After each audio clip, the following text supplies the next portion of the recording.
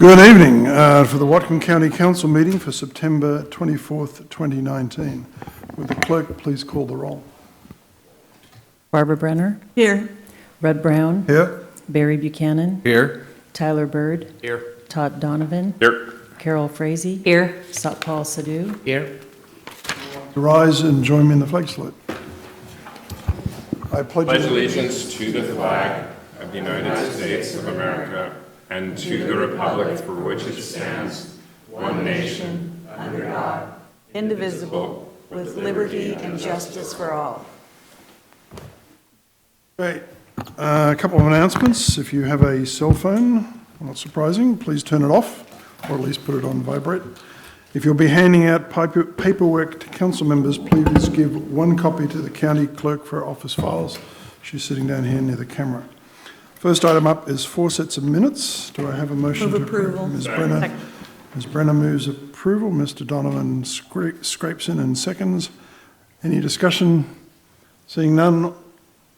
Well, did you have a question? No, I'm just getting ready to vote. I was excited.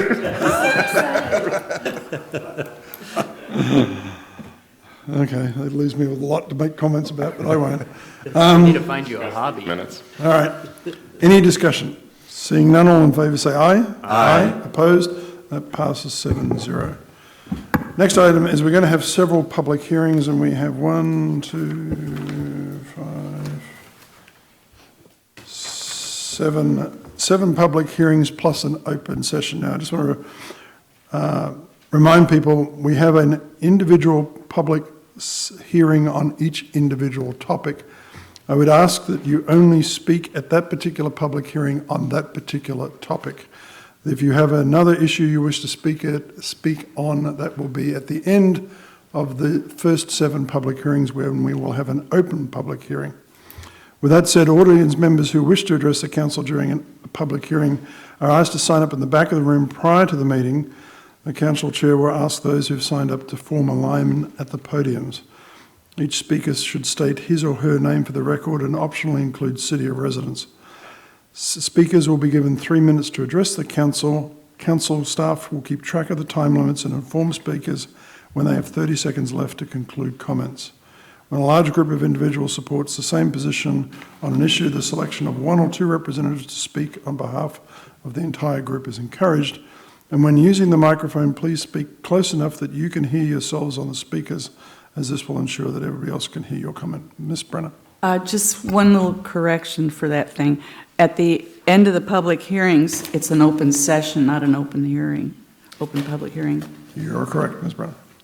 So first item up is AB 2019-366, ordinance granting Comcast Cable Communications Management LLC a non-exclusive franchise for the provision of cable services.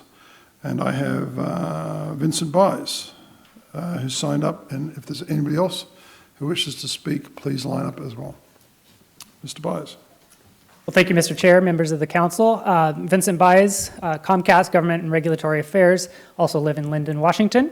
And I am here just to thank the administrative staff for all their work. Andrew Hester worked very hard on this with our staff, making sure we had a franchise available and updating for 10 years, and I will be available for any questions. Thank you. Thank you. Does anybody else wish to speak on this particular ordinance? See, is that you, Mr. Allesey? He's just getting here.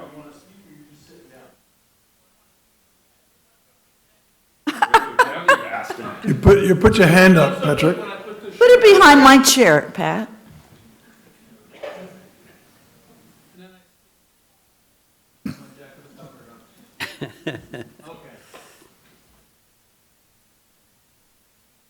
Comcast.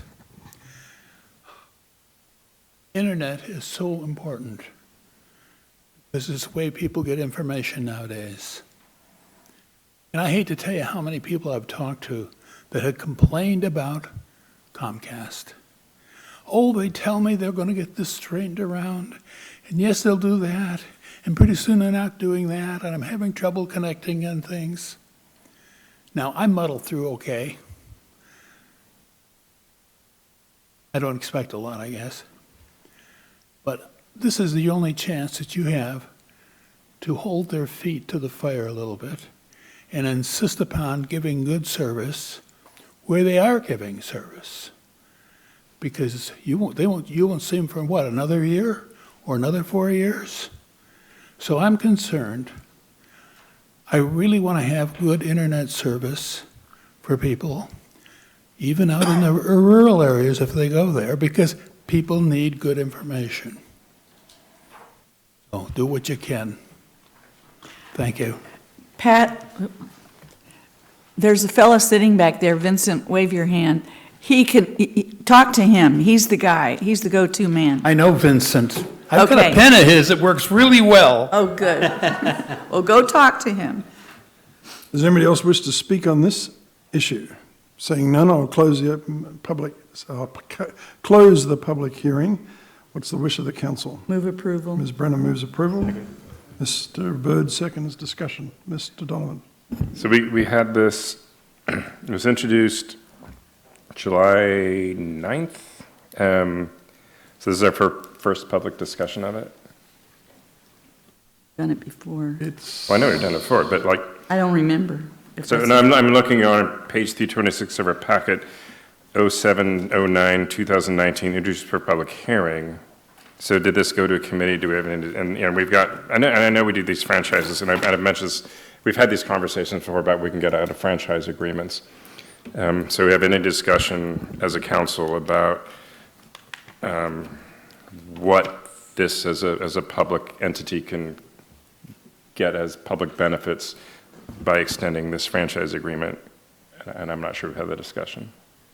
Ms. Brenner.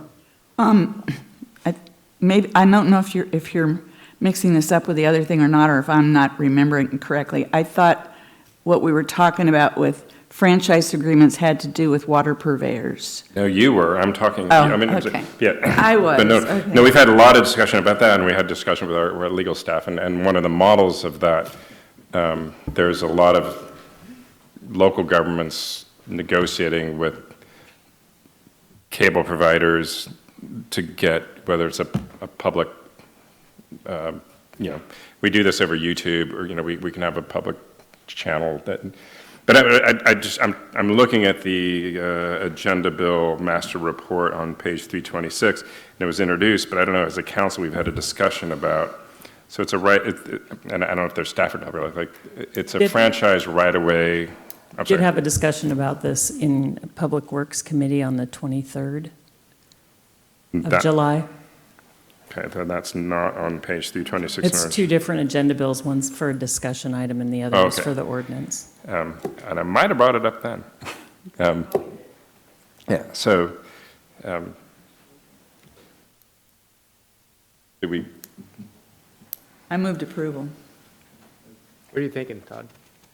what a Cape and Ag, we can maybe throw this out to folks who are here, that, so the city, I'm trying to remember back to the discussion we had, it's like, the city was getting more out of their agreement with Comcast than I think we were getting in terms of public access, channels, franchise fees, and those sorts of things. Is this ringing a bell for anybody? Gets more channels out of Comcast than we do? We had this discussion. Come on down, um, Mr. Yeah, and the franchise fee, and Bellingham more than kinds of us? channels. No. What's that? So are you giving Bellingham more than us? They negotiated better, I suppose. No. So with what regard to Councilmember Donovan is talking about, currently, the city of Bellingham has one PEG, public access, public education government channel. Currently, the county shares access on that TV station, so a lot of your content gets sent over to Bellingham, and then you have an agreement with Bellingham. That's apart and separate from what we have with the Whatcom County. In this new franchise agreement, you have the option to opt into one channel of your own, should you choose to do so. So you do have the option for that. And I'll refer us to page 328, and we had this conversation earlier. The city of Bellingham has a 5% franchise fee coming out of this, and the proposed agreements for us is like 4%. We did have this discussion, and we didn't really pursue it. So like, why is the city getting 5% and we're getting 4%? 4% has been the historical rate that Whatcom County has had. But the city's getting a better deal? Correct. And in the negotiation, in the previous franchise, it was a 4%, and then with an option to go to 5% if the county should choose to opt into their PEG channel. In the new agreement, the administration agreed to maintaining the 4% with an option that the county can choose at their own option to go to that 5%.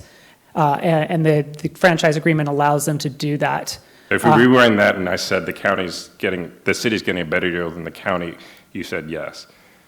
Yes, because the city is getting a 5% franchise fee. The county in this new franchise has the option to elect to do that, to move to a 5%, just keeping in mind that's a 25% increase in what you'll be charging the consumers here for cable on the PEG fee.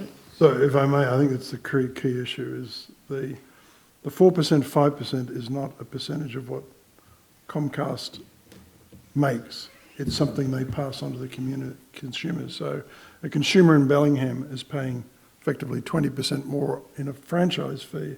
It comes back to the government. Comes back to the government, but the money comes directly, let's assume, we'll just talk dollars for a minute.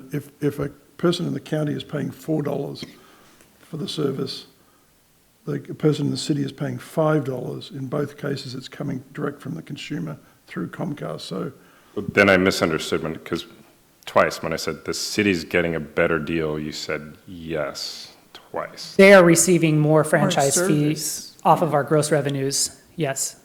So 3 times I've heard the city's getting a better deal than the county. Well, it's depending on how you look at it. They're getting more No, money I'm just, back. this is what I've heard 3 times now. So like, let me put that square peg in a round hole, like why I would vote for a deal that is better for the city. So in this existing franchise, you have the authority, councilmatic authority, to increase that to 5%. That is in the new franchise agreement that we have, but that is a decision that you will make as a county. Currently, we are maintaining that 4% going forward, but like I said, you have councilmatic authority in the franchise to move that up to a 5%.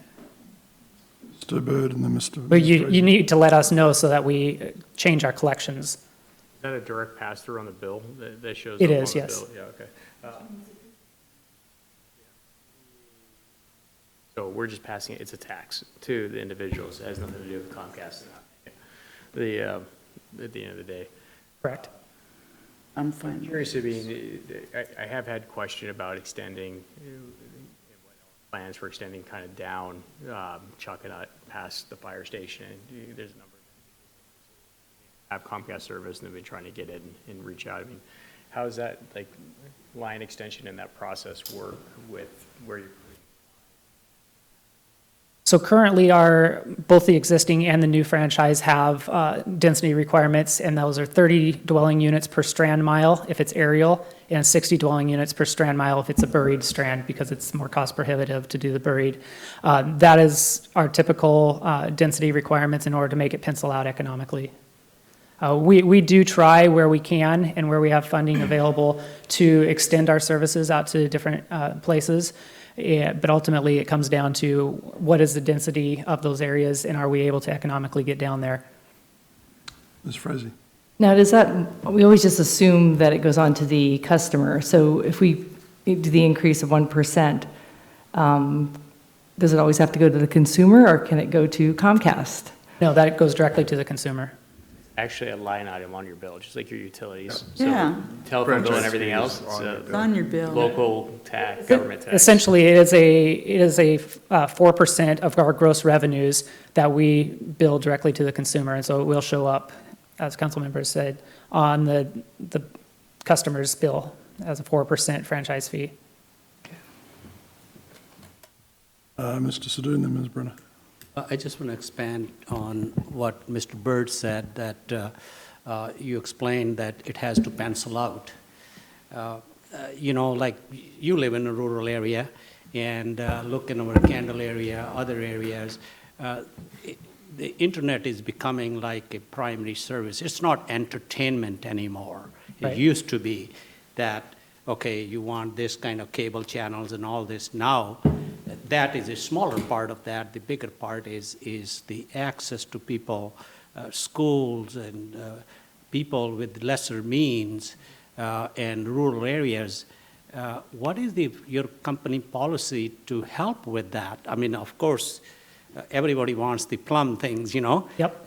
But like what your company can do not only Whatcom County, all over, to alleviate that issue. And we are putting as a community, just a few $1 million to bring the fiber cable.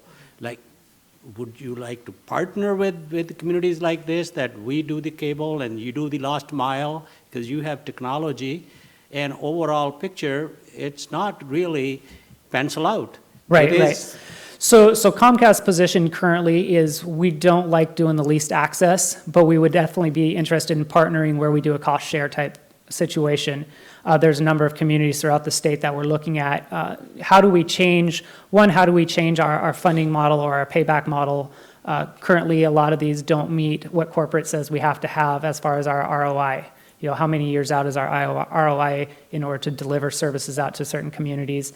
We are part of a broader national conversation on rural broadband. I just was at 2 workshops, one in Davenport, Washington, out 45 minutes west of Spokane, and then one down in Olympia last week, discussing that with USDA, their rural development program. We have a new state broadband office that was just passed at this last legislative session, which will be gearing up. They just got a director that they announced for that. There's going to be dollars coming into that, and so we are working along with them to try and figure out how do we make these communities pencils out.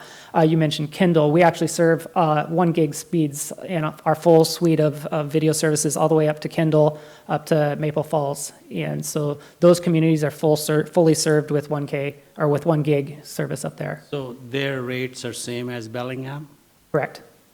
Well, they would be the same as anywhere else in the county. The Bellingham would have a few other, Bellingham bill will see the 5% franchise fee, and they also have a utility tax in Bellingham.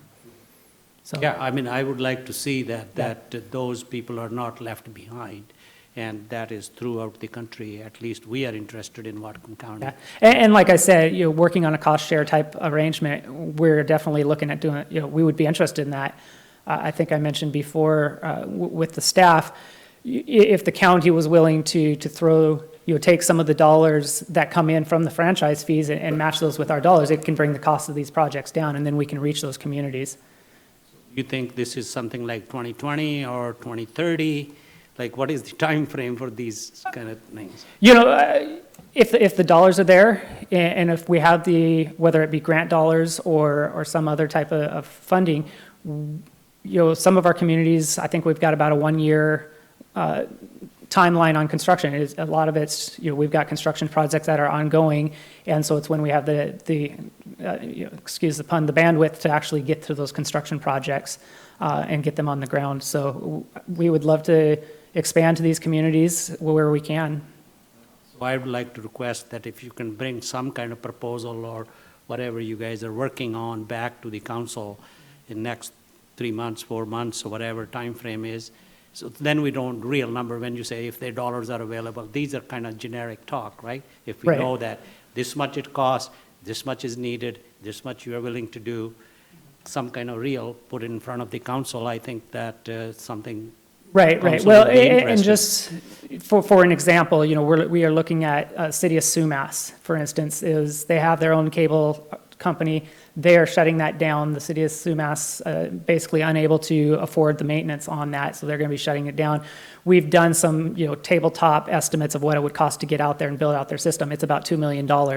That doesn't meet our payback model, unfortunately. It's just a little bit over that. Because there's about 800 and some homes that are being served out there. It's something we're continuing to discuss, you know, how do we reach those types of communities? Thank you. Mr. Donovan. So we might be talking past each other here, but like three times now that you said, I've asked, is the city getting a better deal? And you said yes. So I'll come back to our packet, page C28, and this may follow up with Mr. Sadhu. And I don't mean to put words in your mouth, but I think we might be talking past each other. So our current franchise agreement, school complimentary services, none. The city gets complimentary services provided. And that's another thing that I'm looking at, like what the city's getting and we're not getting. And this is Whatcom County, we give complimentary services to all the schools in Whatcom County as well, where we have passing services. So the fire stations that are out in the county that we have service around our locations, that is, we do complimentary cable service. schools? Yeah, if we pass there. So if you pass, I don't, so I don't, maybe you're not looking at our packet, but on our packet on page 328, there's a grid about our agreement, the city's agreement, and these other proposed agreements. And so the new agreement is proposing that we're going to get that. Okay. Any other questions? Yeah. Ms. Brenner? Yeah, I just wanted to say, I don't want to raise what it costs people to have the service. So, in case anybody cares what I think. I do. Thank you. Mr. Bird cares. Mr. Bird. We all do. Really? Yeah. Okay. I'll Well, no, but, reiterate. I mean, you can call it a plus or a minus, this 5-4 thing. To me, if I don't want to pay more, and I don't want people to have to pay more. So I think that was actually one of the reasons why we worked with the city and, kind of are using the city service and paying the city a certain amount, is so we could save money by not having the whole thing ourselves. I agree. I'm not in favor of raising taxes. Vince, don't go anywhere. Vince, come back. You thought you were going to get off So, so. out of curiosity, do you know how many miles roughly you add per year in Whatcom County for new service? So I believe, what was it? Was it 12 miles that we've added in the last year or so? All your lines are buried as well, or? No, so, and this is a lot of the costs, so depending on the type of transmission line, if it's transmission line, let me see. Okay, so Whatcom County, we completed 30 projects last year, adding 7.52 miles of new plant for 103 new passings, which are new people that are potential customers. In the Whatcom cities, we had 71 projects for 7.39 miles for total new passings of 1,415 passings. So you can see where the numbers are obviously better. We did fewer miles within the cities, but we were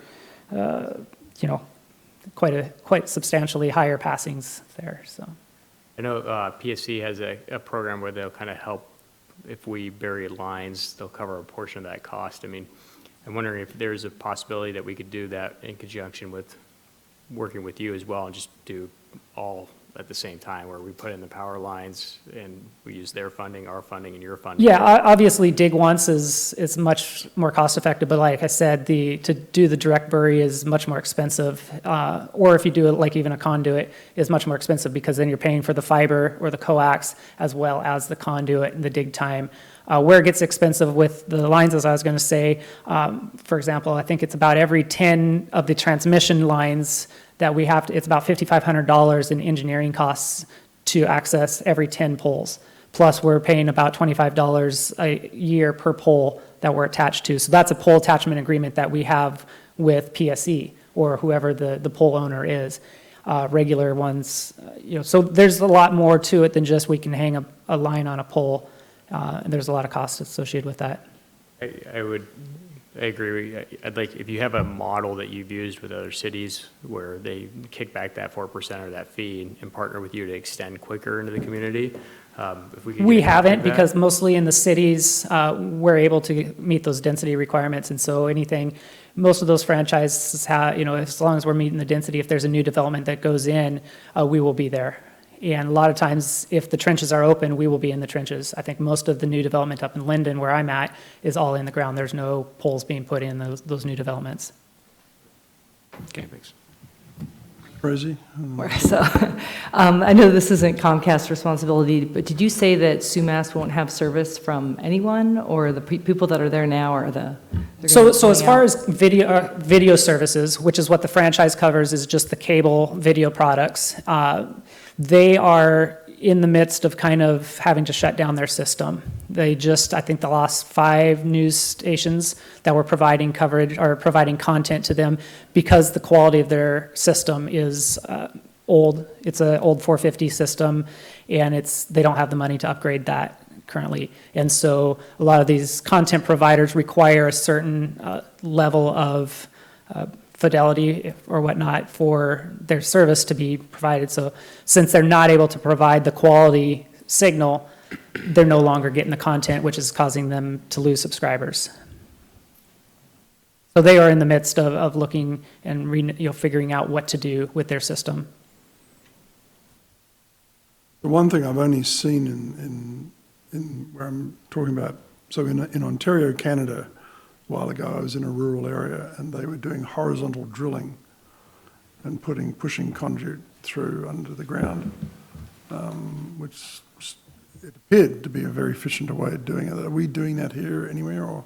It depends on the what type of service. Sometimes if we'll do a service drop across somebody's property, we'll actually do the ditch witch rather than, not the big chainsaw type one, but the one where you're actually pulling a conduit through, you're slicing through the topsoil, down 2 feet, 12, 18 inches, whatever depth you need to be. And then you're actually pulling the conduit through, so there's not an open trench. It just kind of, you see the slice along the surface of the lawn or whatnot. So we do that. Anytime we have to go under a road, we do use the horizontal drilling to get underneath of a road through the right-of-way there. That technology does exist. It is obviously more expensive than just doing a drop from a pole onto a mast out of somebody's residence. Yeah, I was looking at miles of road where they were doing sections at least 50 or more feet and then hooking them up. It was, as I said, it's the only time I've ever seen it. So, okay, thank you. Any further questions? Thank you, All Mr. right. Byers. Thank you. Thank you. With that, did I have a motion? Move approval again. Yes, yeah, we did. Brenner and Bird seconded. Further discussion? Seeing none, would the clerk please call the roll? Barbara Brenner, Yes. Red Brown, Yes. Barry Buchanan, Yes. Tyler Bird, Yes. Todd Donovan, No. Carol Frazee, Yes. Satpal Sidhu, Yes. That passes 6-0 with Mr. Donovan opposed. 6-1. 6-1, sorry, 6-1 with Mr. Donovan opposed. Next up is AB 2019-368, ordinance granting Wave Division 1 LLC a non-exclusive franchise right for the provision of cable services. I don't have anybody signed up for this. Is there anybody who wishes to speak to this Move particular? approval. Oops. No, I haven't finished public sessions yet. Oh, yeah, right. Evening, my name is Thomas Steele. I am Vice President and Regulatory Counsel for a company now called RCN Grande Wave. I'm here in the Wave part. And fairly new to this area, and I did not participate too extensively in the negotiations, but I have Byron Springer from our office did, and he's no longer with the company, so I'm here tonight. And to answer any questions and say we're very pleased. I thought that we had pretty much had agreement. If there are any questions, he had answered them. The gentleman from Comcast did a great job, so I can duck and run. Ms. Brenner. Why did you decide you wanted to do this? I'm interested in getting all kinds of companies to want to do non-exclusive franchises here. So Well, what? it's not it's a different part. We don't Right, compete directly. But I'm still interested in what made you decide to want to locate here. It's a good question. I don't know the answer to that. Oh. It must have been you look around and you try to find a welcoming community and an opportunity with the density as mentioned and the opportunity for growth of your business. It's been interesting. I came out here. I'm from Boston, and I came out and I'm observing what's going on here. And I know you said the internet's important, and what I've seen is, unlike what it is on the East Coast, there's a lot more of construction and pushing of telecom franchises and moving the internet out into areas without cable, and just with an eye towards increasing the opportunity for people to access internet, commercial as well as residential. It's been interesting to me. It's probably the wave of the future, with more people streaming and more people and programming getting so much more expensive on the cable system. More people cut the cord, and we're looking at primarily internet customers as a source of revenue. Okay. Any further questions? Mr. Stu? So would your company be interested to work in the rural areas like we just talked about? We are. I mean, it's always a question of cost. We're not as big as Comcast, of course, and I know the state is doing some work in trying to get some funding to have rural broadband, not if it's extended as far as this county. And And I know it's always the goal of government to get internet access, particularly into unserved areas where there's nobody. And I know I've been in this business a long time, and I used to say rather cavalierly, well, you know, if you're living in this rural area and you can't get HBO, that's your problem. You know, you chose to live there. But it has become different. With the necessity, really, for so many aspects of life to have the internet, that you can't say that in a cavalier fashion. So I know the government's working. We're interested in cooperating as best we can to see that it gets expanded as much as possible. Because it's for kids in school especially, it's vital. Good. Any further questions? No? Thank you. Does anybody else wish to speak on this issue? Seeing none, I'll close the public session. Move approval. Ms. Brenner moves approval. Do I have a second? Second. Ms. Frazee seconds. Discussion? Mr. Donovan? I'll just say, I think we had an opportunity here to, in response to Mr. Zhu's question, like if we want to ask now after we approve the contract, do you want to serve more rural areas? That might be kind of after the fact, and there's no leverage there for that. So this isn't against, you know, I think the presentations are great. I appreciate the service here, but I think we're kind of missing an opportunity here to maybe get more leverage out of these contracts. And Yeah, I'm curious. whether it's revenues, whether it's public education channels, whether it's a thing that, you know, we're asking them to do in the future. If you want to ask them to do something in the future, I think you may build that in the franchise agreement now. And we got this in one committee, we really didn't talk about it, and now we've just approved one, and we're going to approve another, and ask them to do stuff in the future. So it's the same thing. And then the previous one was like, well, the city in the spreadsheet maybe got a better deal, as we were told by the advocate for Comcast, and maybe it was a miscommunication thing. But I'm thinking this is our leverage point. Same thing we were talking about with some of the water system things, where this is something that's actually in law we have much more leverage over than the water system thing, and we're just kind of letting it go. So I'm not going to support it. Brenner and then Mr. Bird. Well, I disagree with you that we had more leverage here than we do with the water. I think we had way more leverage there, but that's another story. And I think the more non-exclusive franchises we bring in here, the better off this county will be. They'll possibly compete with each other, but anything you'd want in this is what you should have wanted in Comcast. And I mean, we've had this stuff, you know, let's see, I'm trying to think how long we've had it. For a bit. It's been in the and we got our packets late this time, but we discussed this before. I brought it up then. Yeah, I know, but you didn't bring up any specifics on what it would cost, or what it could cost. My concern is, I don't want to hit people up with charging them more money. If you know a way that we can have service for the same price and get more and better service, let me know. Haven't had it. Mr. Bird. I'm all for it. Yeah, I would be totally willing to hold on to this and have that conversation. I agree. I'm not willing to I'm not going to increase taxes that it get passed along to an end user. I mean, that should be something we just do directly. But if there's other opportunities, I mean, what sticks out to me is your question, to be honest. I mean, is Bellingham getting a better deal than we are? In that case, I think that's what you guys were talking about was different, right? Are they getting more money than we are? Yes. But is it a better deal to their residents and their community members? No. We have a better deal to community members, but we get less money.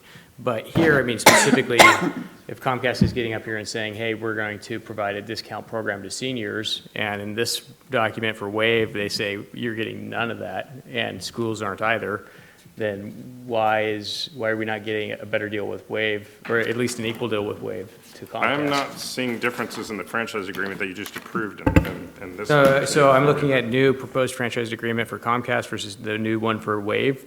School government complementary services provided via Comcast, via WAVE, there's none. Discount program in place via Comcast, no discount program in place for seniors via WAVE. So, I mean, Yeah, I mean, I think that's kind of to the question you were having earlier as well, is like, are we getting more or less? I will say my understanding, if we're right or wrong, and it very, very well could be wrong, but Black Rock, I thought, was built off of the public fiber here in Bellingham and kind of lighting that up back in the day. I mean, you know better than I do, Rudd. It seems like they use public fiber more so than Comcast, who said they're not going to lease it. So, but what's your understanding? I don't think they were, but I can't tell you for sure. It's too long ago. Staff knows. I don't think. No, our staff, maybe somebody from our staff. Oh, gotcha. I don't know if someone from No, staff is. they don't yeah, know. okay. This is You want the- us to hold on to this and have that agreement? Well, We're not going to have it for 10 years, so neither one of us will have it at that point, so I I'm would all say for thing having with it the now. previous one that was just approved, but we haven't really discussed this in terms of what our. I feel, you know, the people I know in the county are more likely to have Wave than they are Comcast. I see a lot more Wave users and Wave extending the lines. I'd be curious to know the same thing I asked, which is how much are they adding per year, or how much did they add last year? Because it does seem like they're putting in more lines and more distance than what I've seen Comcast doing, so. Do we have a version of page 388 in terms of the, I thought we did on, for the Comcast thing versus the Yeah, that Wave was. thing. 388. 388, and the equivalent for that is, I think I just had it and I can't find it. Second ago, right?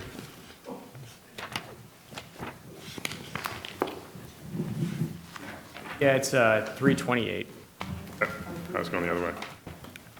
They're identical. Mine's 388. This is what I thought. So if they're identical, Pages are identical. 388. Conditions are not. okay, Yeah. yeah.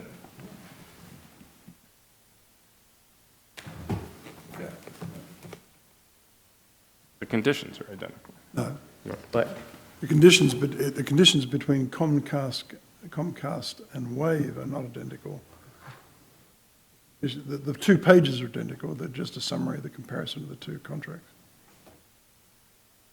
328 refers to Comcast, 388 refers to Wave.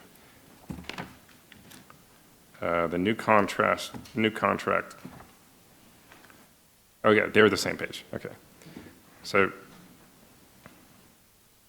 I mean, I have issues with both of them that we haven't discussed them that much, but yeah, I can see what you're saying. There are maybe less advantages with this one, but my issue is like, I mean, and I disagree with Ms. Brenner in terms of our leverage on the water association things. I don't really think that was something we had that much leverage, whereas like franchise agreement for cable or broadband, that's something that traditionally local governments have some sort of points of leverage on, and we had a brief discussion of this in committee, and, you know, we're just kind of. you know, the thing I'm most interested in, as far as points of leverage, isn't the fee that we get so much as it is the 60 dwellings per mile. Because you think about the county that we The serve, where do we get that density? It's rare. And so if we were to look at how we could extend this further into our community, that would be the thing that we would want to address. I mean, we'd want fewer homes per mile, because then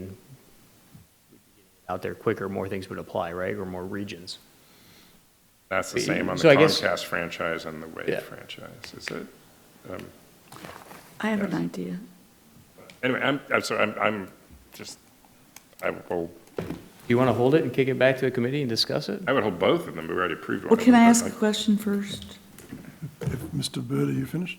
Yeah, I would just, I mean. Ms. Brenner? Yeah, I hate to put you on the spot, but could somebody from the county come up here and tell me why both of these were recommended, even though one offers more than the other? Must be, I think there's probably a reason, but maybe not. Andrew Hester, Public Works. No problem. So it basically came down to negotiating. The voluntary school, the low-income programs are totally voluntary. There's nothing in federal law or anything that requires the company to provide that. And Comcast was willing to continue with those programs, probably because they were a lot larger company. Wave is a lot smaller company, and they weren't willing to do that. And the administration provided us the direction that we were fine with that, similar to the direction to keep things at 4% for the franchise fee. So those were just negotiation items. A lot of these franchise agreements, even though we do have a lot more to do with a cable franchise, a lot of it's just based on what federal law allows us to do. And could you answer this for me? If we did something and held this up, and, I mean, Wave could walk away, that doesn't mean somebody else is going to pick up the slack, does it? If I understand, Wave will just be continuing to operate in the area under, they're under an old franchise Right, agreement. right. So I imagine they would just continue to operate under the old franchise agreement until, that's what they've been doing, until the new one's approved, whatever the new one ends up being. I don't think I mean, they could walk away, I guess, if they wanted to, but I don't think that's their plans. That would be for. No, I don't mean they should or would or anything. I'm just saying, it seems like, with this especially, not like with the water, we're talking about, you know, the giant of the business and a very smaller type of the same business. So it just seems like they're not the same. We can't expect them to do the same exact things. That I understand. But that's not the same as the water thing. Mr. Donovan.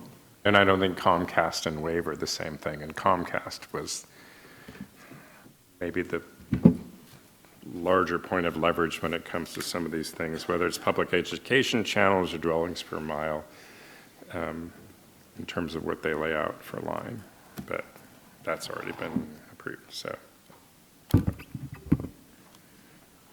Further discussion? I'm deferring to Todd. What do you want to do, Todd?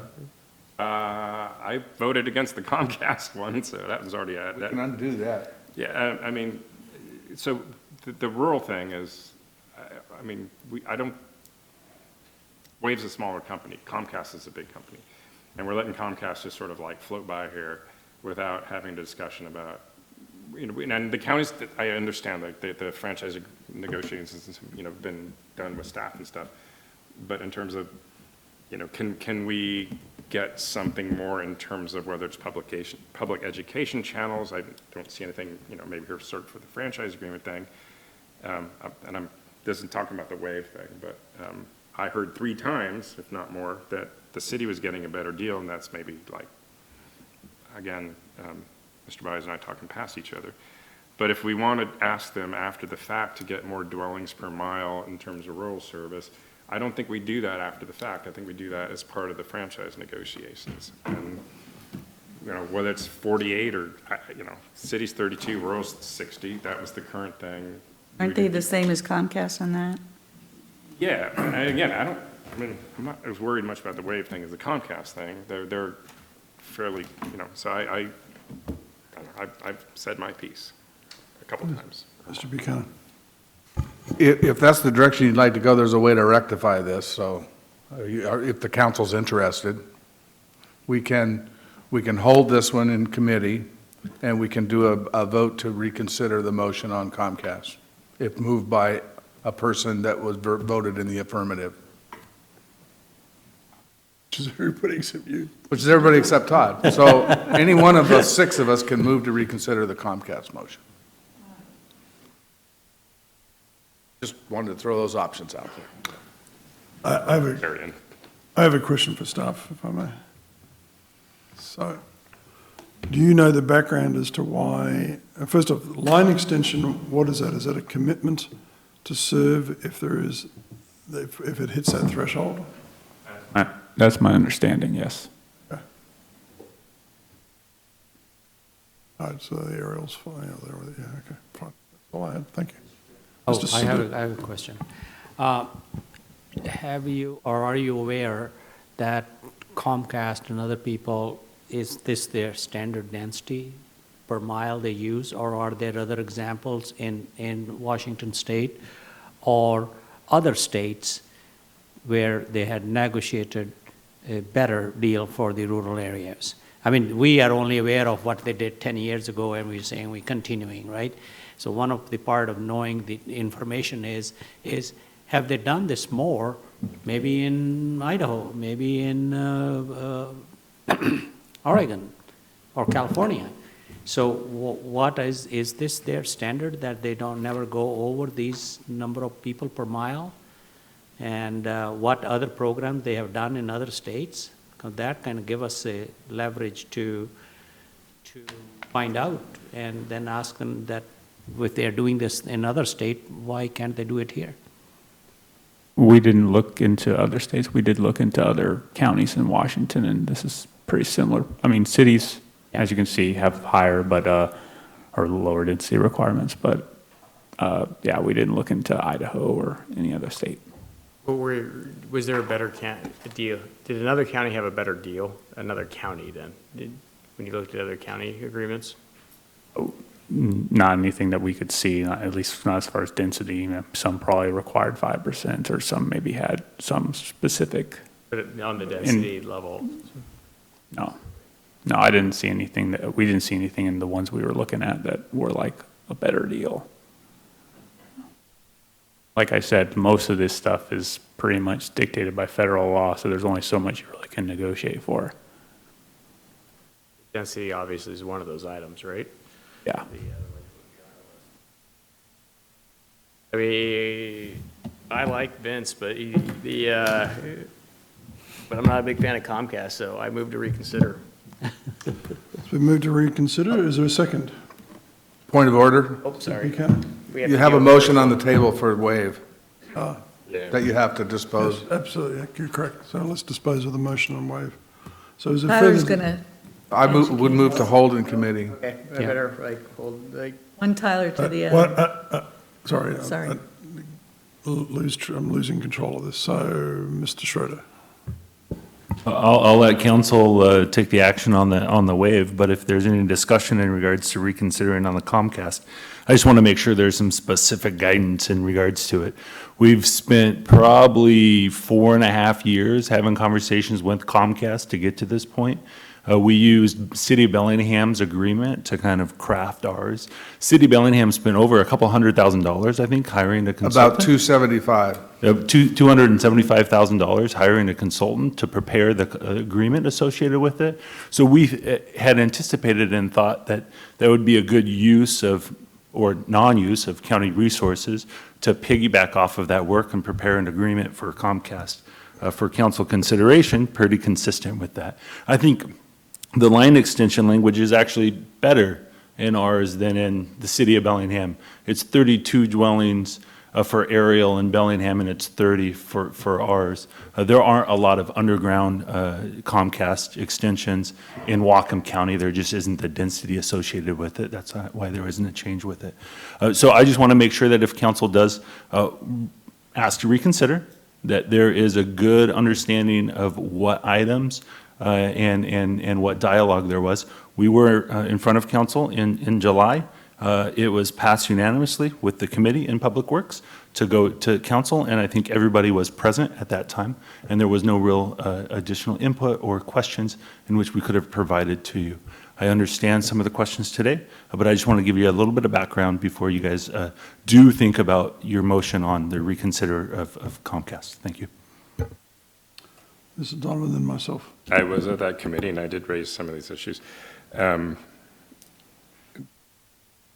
Okay, you set me up for a joke about it took you 4.5 years to negotiate a contract with Comcast. I'll let that one go. I'll take that. It took me 4.5 years to cancel with Comcast. I had a commitment with the executive laws that would get the contract to you guys before you retired, and it's there. That's why I came up to make sure I argued my point to get you guys to move on it. And I appreciate that you spent all this time negotiating this, but we had that one committee meeting, and I raised a couple points about that, and now in the conversation with the advocate for Comcast, we're told multiple times that the city's getting a better deal. Maybe that's like misspeaking or whatever, but okay. But the density thing. So like, and if we want to get more rural service, so you know, and we're talking about dwellings per mile or dwellings per mile underground. You know, whether it's a few here, a few there, does that mean we're opening up 4 more years negotiations with Comcast to get it a little bit easier to trigger line extensions in the rural areas. And that, and I think I originally raised, the public education channels that we have one available, the city's got 3 available. But we did not spend that much time talking about this. In 4 years of negotiating, and then the council spends 40 minutes before this or whatever, we're talking about it. So maybe spend another 40 minutes talking about it, not in a public hearing, and I just ruined our whole, we're gonna get out of here. So one of the things in this discussion that I sort of scratch my head about is Comcast or Wave or anybody else is going to provide service based on the return on investment they're going to get for the number of subscribers. And we don't really have any authority to force them to extend service, particularly not when they're going to allocate capital around the country based on where they're going to get a number of subscribers. I mean, it's reasonable for them to say, I don't want to put in infrastructure for which I lose money on, because that's not a sustainable business model. So through this discussion, obviously there's been a determination that they need 30 potential customers per mile to justify putting in the infrastructure of aerial cable. If we went and said, well, we want you to do that as 20 customers per mile, my concern is they're going to say, well, there's no way we can make money at that. So if we were to enter into that agreement, we would be losing money, and certainly be a lot more reluctant to allocate capital for infrastructure in Whatcom County than, say, somewhere in Idaho. So I share your desire to expand coverage. I'm not sure this is the way to do it because of the cost of the technology to provide it. Actually, were you next or not? No, I misread that, sorry. I wasn't aware of the 4 years, let alone the 275,000. You guys know how I feel about spending money in general up here, so, I mean, that's a big difference to me, too. I mean, if we're gonna crack a nut, that's gonna cost us another $250,000 that we don't have. I'm not sure, I'd rather see us take that 4% and reinvest it and have them extend the lines. Using that 4%, it'd become more cost-effective, so if that was kind of the direction we wanted to go with a negotiation, that would be another item entirely, but I don't want to spend that money to hire a specialist to come negotiate a contract for us. It's already been negotiated. Agree with Right, Well, it doesn't matter. My motion was too early because the other one was on the table. My last point. Mr. Donovan, then myself. My last point, and I appreciate a little bit. We never had any, so this is another this is a legislative body that has very little input in anything. And so these contracts. Finally getting it. No, I've gotten this, I've gotten this a long time before. So there was 4 years of contract negotiations that we had no direction in terms of our priorities representing the people of Whatcom County. And here we are. Sorry, question for staff again, if I may. You're getting all the exercise that you missed out on today. Are you aware of any jurisdiction that allocates its franchise fee back to the provider to subsidize the cost of infrastructure? Of the local government doing that? Yeah. We never asked that question. Someone, I imagine they do. Oftentimes, they use the franchise fees to fund their public access channel. We don't have a public access channel right now, but I imagine if we ever started one, that's what we would probably use the franchise fee for. But right now, I don't know. I think that's what the PEG fee wasn't the PEG fee for the public access? Well, it's two different fees. The franchise fee is just a fee that we get, and we can use it for whatever. The PEG fee would be if we started a public access channel, we can use that money for capital expenses to support that channel. So that fee we're not getting right now because we don't have a PEG channel. Right. So while I like the suggestion, Mr. Bird, my concern is that the the 30 subscribers per aerial mile as the threshold to put in the infrastructure is based on the total customer lifetime value of the customer. The problem is, so they're looking at, something for in perpetuity, 20, 40, 50 years of revenue, and I wouldn't want to be paying a subsidy for 20, 30, 50 years. I think it's your cost sharing on implementation. I'd rather share our 4% of the implementation, or that 4%, than the millions that we're funding to do it all of ourselves. To run a line the exact same place that they're already running a line. I mean, how crazy is that? How many millions are we spending to run a line literally down the same poles that they're running a line to get out to? I mean, I'd rather see them extend it further than us put it on the same place that's going to be out of power in November and December anyway. Anyway, but I'd also say that I think we could have that discussion with Comcast and Wave both. In fact, the way I'd prefer to have that discussion is say, okay, guys, which one, if we gave you X dollars, which one's going to give us the more miles? Yeah, I like that. So, with that, We could reinvest the 4% from both into either one. We don't have to go back to one, so you could take the combined 8% and give it to Wave or Comcast or a third party if they wanted to do a cost share, and they could get it to more people. right. So with that, did we have a motion on the floor to hold? Did I get a second? You had a motion to Did I reconsider. make a Well, motion? Sorry, we held that one. Okay, we're still The wave is We're- still on the floor Oh, at this okay. time. as a vote. Okay. So is there further discussion on Wave? And are we voting to approve it or voting to hold it? Mr. Buchanan Approve, recommended a procedure. Because I made the I don't motion. believe I heard It a was motion to- to No, there hold. was, you're right, Dana. Yeah. Okay. We all right. talked about it, but we didn't actually. So our motion at the moment on the floor is to vote to approve. Further discussion, Ms. Brennan, did you have a comment? No, I made the motion to approve. Further discussion? Seeing none, would the clerk please call the roll?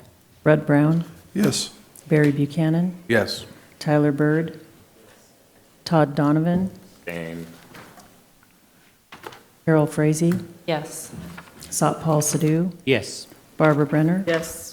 That passes 6-0 with Mr. Donovan abstaining. Oh, he said he He didn't abstained. vote against it, he abstained. He said nay, didn't he? I said abstain. Oh, okay. Yeah, he Drew made and I a are weird kinda sound. Canadian all. Pleased to see that for the first time tonight, I've probably been right procedurally. All right, okay, next item up is public hearing on a resolution vacating Safston Road, AB 2019-379. Is there a staff report? Seeing none, I will open the public hearing. I have Eileen Kadesh signed up, and if there's anybody else who wishes to speak on this matter, please line up at the podium. Yep. Sorry, you are right too. I have Pam Brady signed up for that. Good evening, council members. I'm Pam Brady, and speaking on behalf of BP this evening, and we'd like to thank county staff Andrew Hester and Joe Ratain for the work that they did on the vacation application of Safston Road for our wetland mitigation project. BP is in the process of restoring almost 136 acres of wetlands on the area of BP property across from the refinery, across Granby Road from the refinery.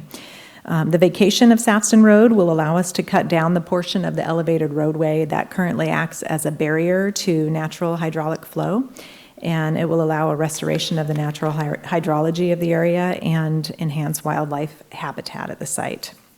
To give you an update on the project as it stands now, we've created 19 new wetland areas, including a conversion of almost 8 acres of upland areas into wetlands. We've created 7 seasonal shallow ponds.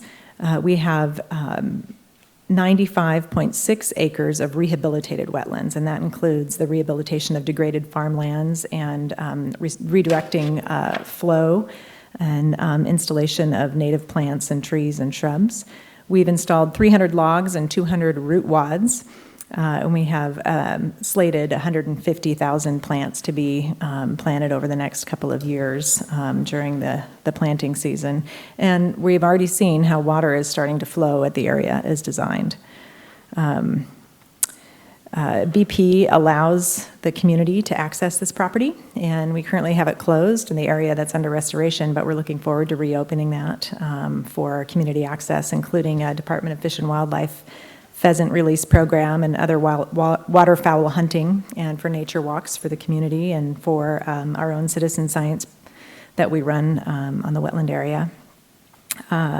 Part of the permit requirements for this project and our permits with the Army Corps of Engineers and the Department of Ecology is that the area will be designated as a conservation easement upon completion, so it will be protected forever from future development. We think the project is a benefit to the environment and a benefit to Terrell Creek, as the additional wetlands areas will flow into, and the new natural upland buffers will support water quality, and as it flows into Terrell Creek, which drains into Birch Bay. So we ask for your support of this vacation, and we're here, several of us from the company, if you have any questions as you consider. Thank you. Okay. Any questions?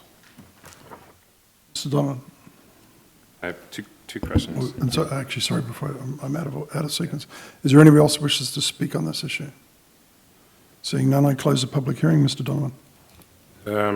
The public benefit on page 434 is to, and I'm not saying, this is not speaking against the proposal. It's just the document about the vacation thing, that this is part of an advanced mitigation project.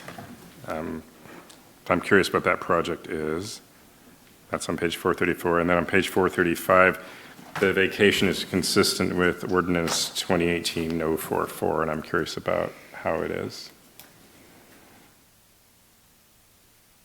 So what is the advanced mitigation? I mean, what is the project that we're mitigating in advance of, and how is this? And if I'm not sure people are familiar with 2018-044, that would be the interim ordinance. So those are my questions. To answer your first question, we don't have a project designated that this is advanced mitigation for. This will be restored in advance of any permit applications in the future. And if we get ahead of any potential future mitigations that would be required, we will have a good ratio. Demonstrated wetland recovery will enhance our ability to prove that we have solid wetlands to be able to apply it for future projects, but we don't have anything designated at the moment. And then okay, so the assumption is there will be expansions. That's 234, public benefit K. So page 235, the vacation is consistent with interim ordinance, our interim moratorium. Which one is on 235? 235 point T. Point what? T. T? T as in Todd. He isn't Todd, okay. Yeah, or whatever. Okay, yeah. And I'm not saying I just. Well, if I may, the wetland mitigation could be mitigation for any structural project. So potentially any building, any parking lot, any new infrastructure that requires that we have to, as part of the permit application, put some mitigation into effect. That would seem more consistent with the proposed code that we're considering than the interim ordinance 2018-044, but that's just maybe splitting hairs. How about great idea? Well, no, I'm like, great idea. What are we mitigating in advance of? Well, It's like a bank, right? I mean, I'd rather have it 10 years in advance. No, I think it's a great, and I like, we've seen support from NC and some great groups, and I'm supporting it. I'm just like, but I'm reading the stuff here. I'm like, it's suggesting there is mitigation that needs to be done in advance of something that isn't stated inconsistent with this interim ordinance. So those are my questions. And so, just for clarity, so this is effectively like you're banking a wetland. It's a wetlands mitigation banking. We are not calling it a bank because it doesn't function as a bank, but it's similar. It would just be held for future use if needed. And if not needed, then it's a benefit to the environment that we've improved all of this hydrology on this site. Certainly, and then it could be there if we do need it in the future. But we're, restoring the wetlands well in advance of sort of having to, if you will, in a permit application. Because in the 6 years I've been on this, I've been on the council, I haven't had someone come and say, we are doing this in advance. We've certainly had wetlands mitigation associated with projects. So as I understand it, and the staff can jump up and tell me if I'm wrong, it sounds like there's part of our code that allows you to do this in advance and effectively take that credit for future uses. Is that your understanding? I'm sorry, I wasn't sure if you were looking at a staff member or Well, looking at me. I'm not, Maybe Mr. I don't know Stoker, how I don't to- know if you can answer the question.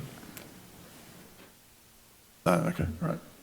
Well, while he's coming up or something, so what? Well, I'm just As curious, long I'm as just it- curious. to me, it's I'm a- not, Answer your Ms. Brenner, slide. to be absolutely clear, I'm not objecting to this in any way whatsoever. Okay. I'm just trying to understand what it is we're voting on, that's all, because Voting on, I haven't heard project, of doing. project of a is road. is the road vacation. Right, The no, I wetland understand that, but mitigation it's is already tied to underway. an advanced Yes. mitigation. Right.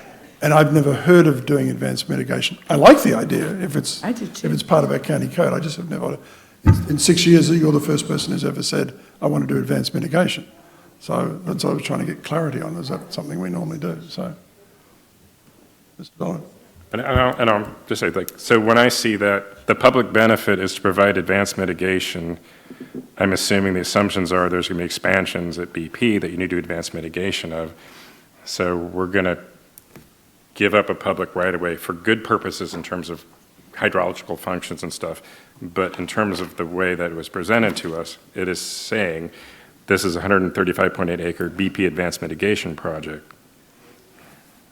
That's the And it document is, and have, so. we have had, restored wetlands of, on BP property that we had, and not a bank, but some functioning similarly in the past that we have drawn upon for years. And over time, that has dwindled, and we can do more. We'd like to do more. That was what we viewed as a very positive aspect of having to be, ready for any future projects, is to have that available to us. And like I said, what if those you, projects are? we don't have any identified projects at this time. Well, I'm just reading my Okay, packet. I've just got my hand up. What do you, Ms. Brenner, see, when I read that, I read it completely different. I just read it like, in case some other thing comes down the road to hit us on the head with, we got to do this and we got to do that and we got to do more. And they're getting ahead of it by already, vacating a road for environmental purposes. I mean, that sounds like we should be inspiring more companies to do that. I agree. Oh, okay. No, because, okay. Actually, can I just, no, because in terms of the conversation, not just about, so on page 435, not just the ordinance, but the proposed code amendments that we're talking about, we want mitigation and opportunities for mitigation, and so that's what I'm thinking, like, that would be the public benefit that maybe this is talking about. But there aren't specific projects that we're talking about. There are, and I think the public benefit is the preservation of this area and improving the hydrology for the health of the creek, and the public benefit that goes along with that. Plus, the conservation easement will be a long-term public benefit, and we'll continue to have public access on that area. Just want council to be aware that, but what is stated in our packet is we are approving advanced mitigation for future mitigation needs. And I think that's consistent with what we're doing with our proposed code amendments that we want. Hopefully. So that's where I was trying to go with it. Mr. Bird. Conversation I'd actually like to have is, and maybe not today, but what you said a minute ago, which is you'd like to do more of that. I'd like to know how the county could help you do more of that and what we could do to actually assist in that area, because if you're doing it now and we can get the benefit of that now, regardless of whether you use it down the road or not, that's up to you. But I mean, that seems like it's a great benefit to our community, and if we could work together to make that easier for you, yeah, I think that would be fantastic. It could be a good model too for other companies to be able to replicate. Further question for Ms. Brady? No, thank you. This is amazing. We have a light packet tonight, apparently, so we're just... It's just so weird. People, why are they doing such a good thing?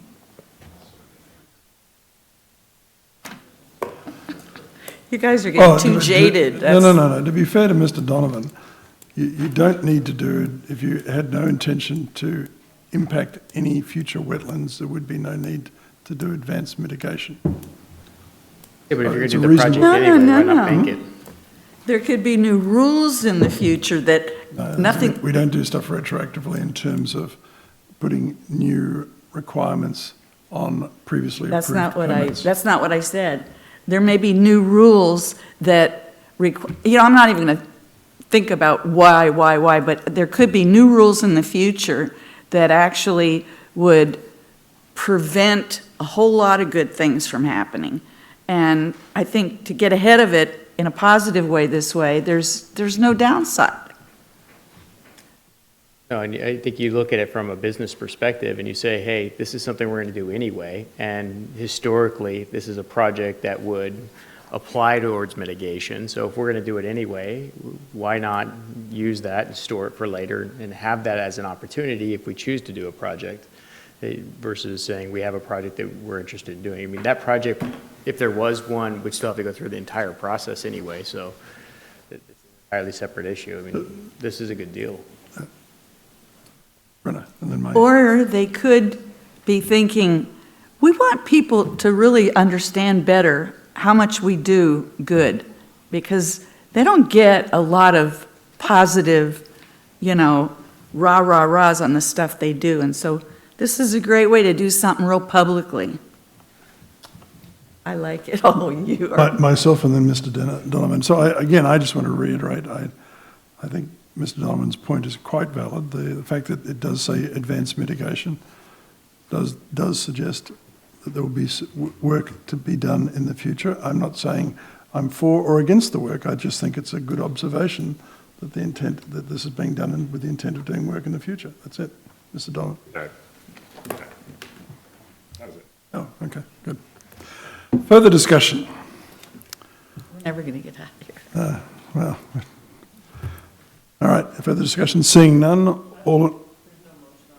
Oh, I need a move motion. approval. Ms. Brenner moves approval. Do I have a second? Second. Mr. Bird seconds. Just further discussion. Seeing none, all in favour say aye. Aye. Opposed? That's 6.5 ayes. What? Mr. Donovan was a bit weak. 7-0, passes 7-0. Okay, next item up is AB 2019-445, resolution in the matter of Whatcom County's 6-year transportation improvement plan, STIP for the years 2020 through 2025. Is there a staff report? Seeing none, I will open the public hearing. Joe's rushing down. Joe's, but okay, Mr. Do we need one? Promise it will be brief. We don't. Very brief.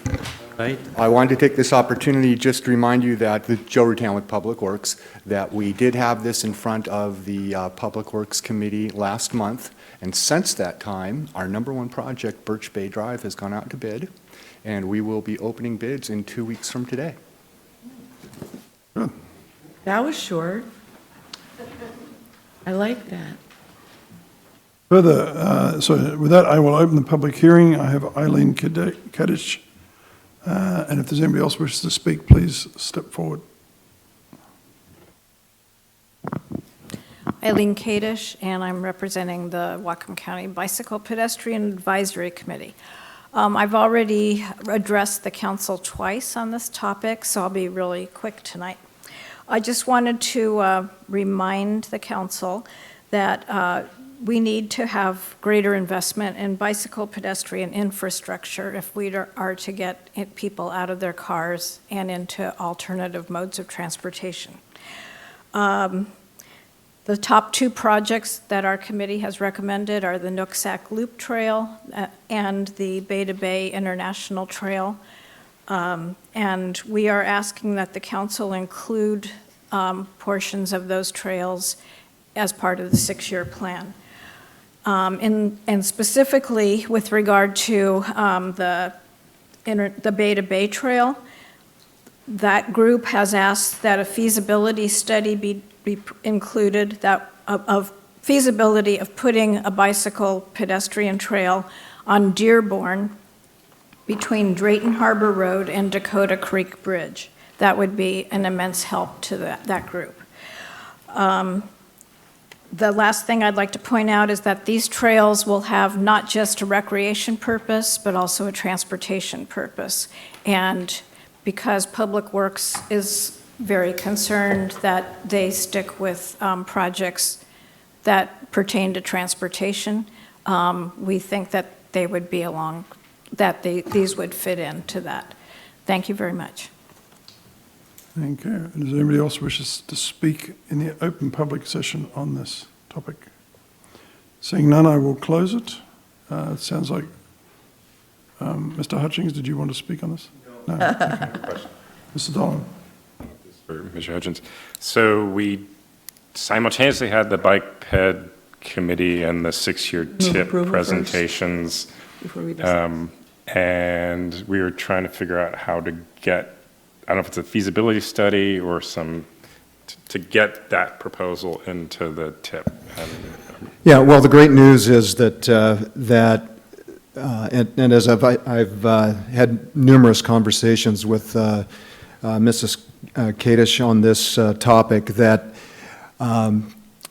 first of all, the 6-year transportation program is a capital program document. So to the extent that we are interested in a couple of their proposals to put grant dollars together for allocation out to community projects, that's something that is not capital in nature and of course would need to be developed over time, and the council needs to weigh the benefits of that kind of approach to building infrastructure or to enabling infrastructure.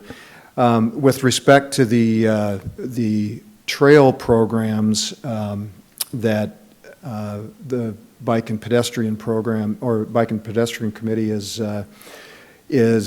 looking to enable, there are a group of us that have been working towards with the port and the Bike and Ped Committee, with a number of other groups to get that project up and going, and the commitment has been and is written already into our 6-year program to do the county right-of-way section of that first or next leg, I guess, of what would be the Nooksack Loop Trail. And then, of course, the next phase of that, going from north of the airport out Cope Road and across Slater Road, which is in the city of Ferndale at that location, is a conversation that needs to be had with the city of Ferndale. And of course, it's then Ferndale City all the way to the other side of the city. That's the conversation that the group has been having at present. And as those solutions mature and as they have legs in the county's jurisdiction, of course, they would then belong in the 6-year program.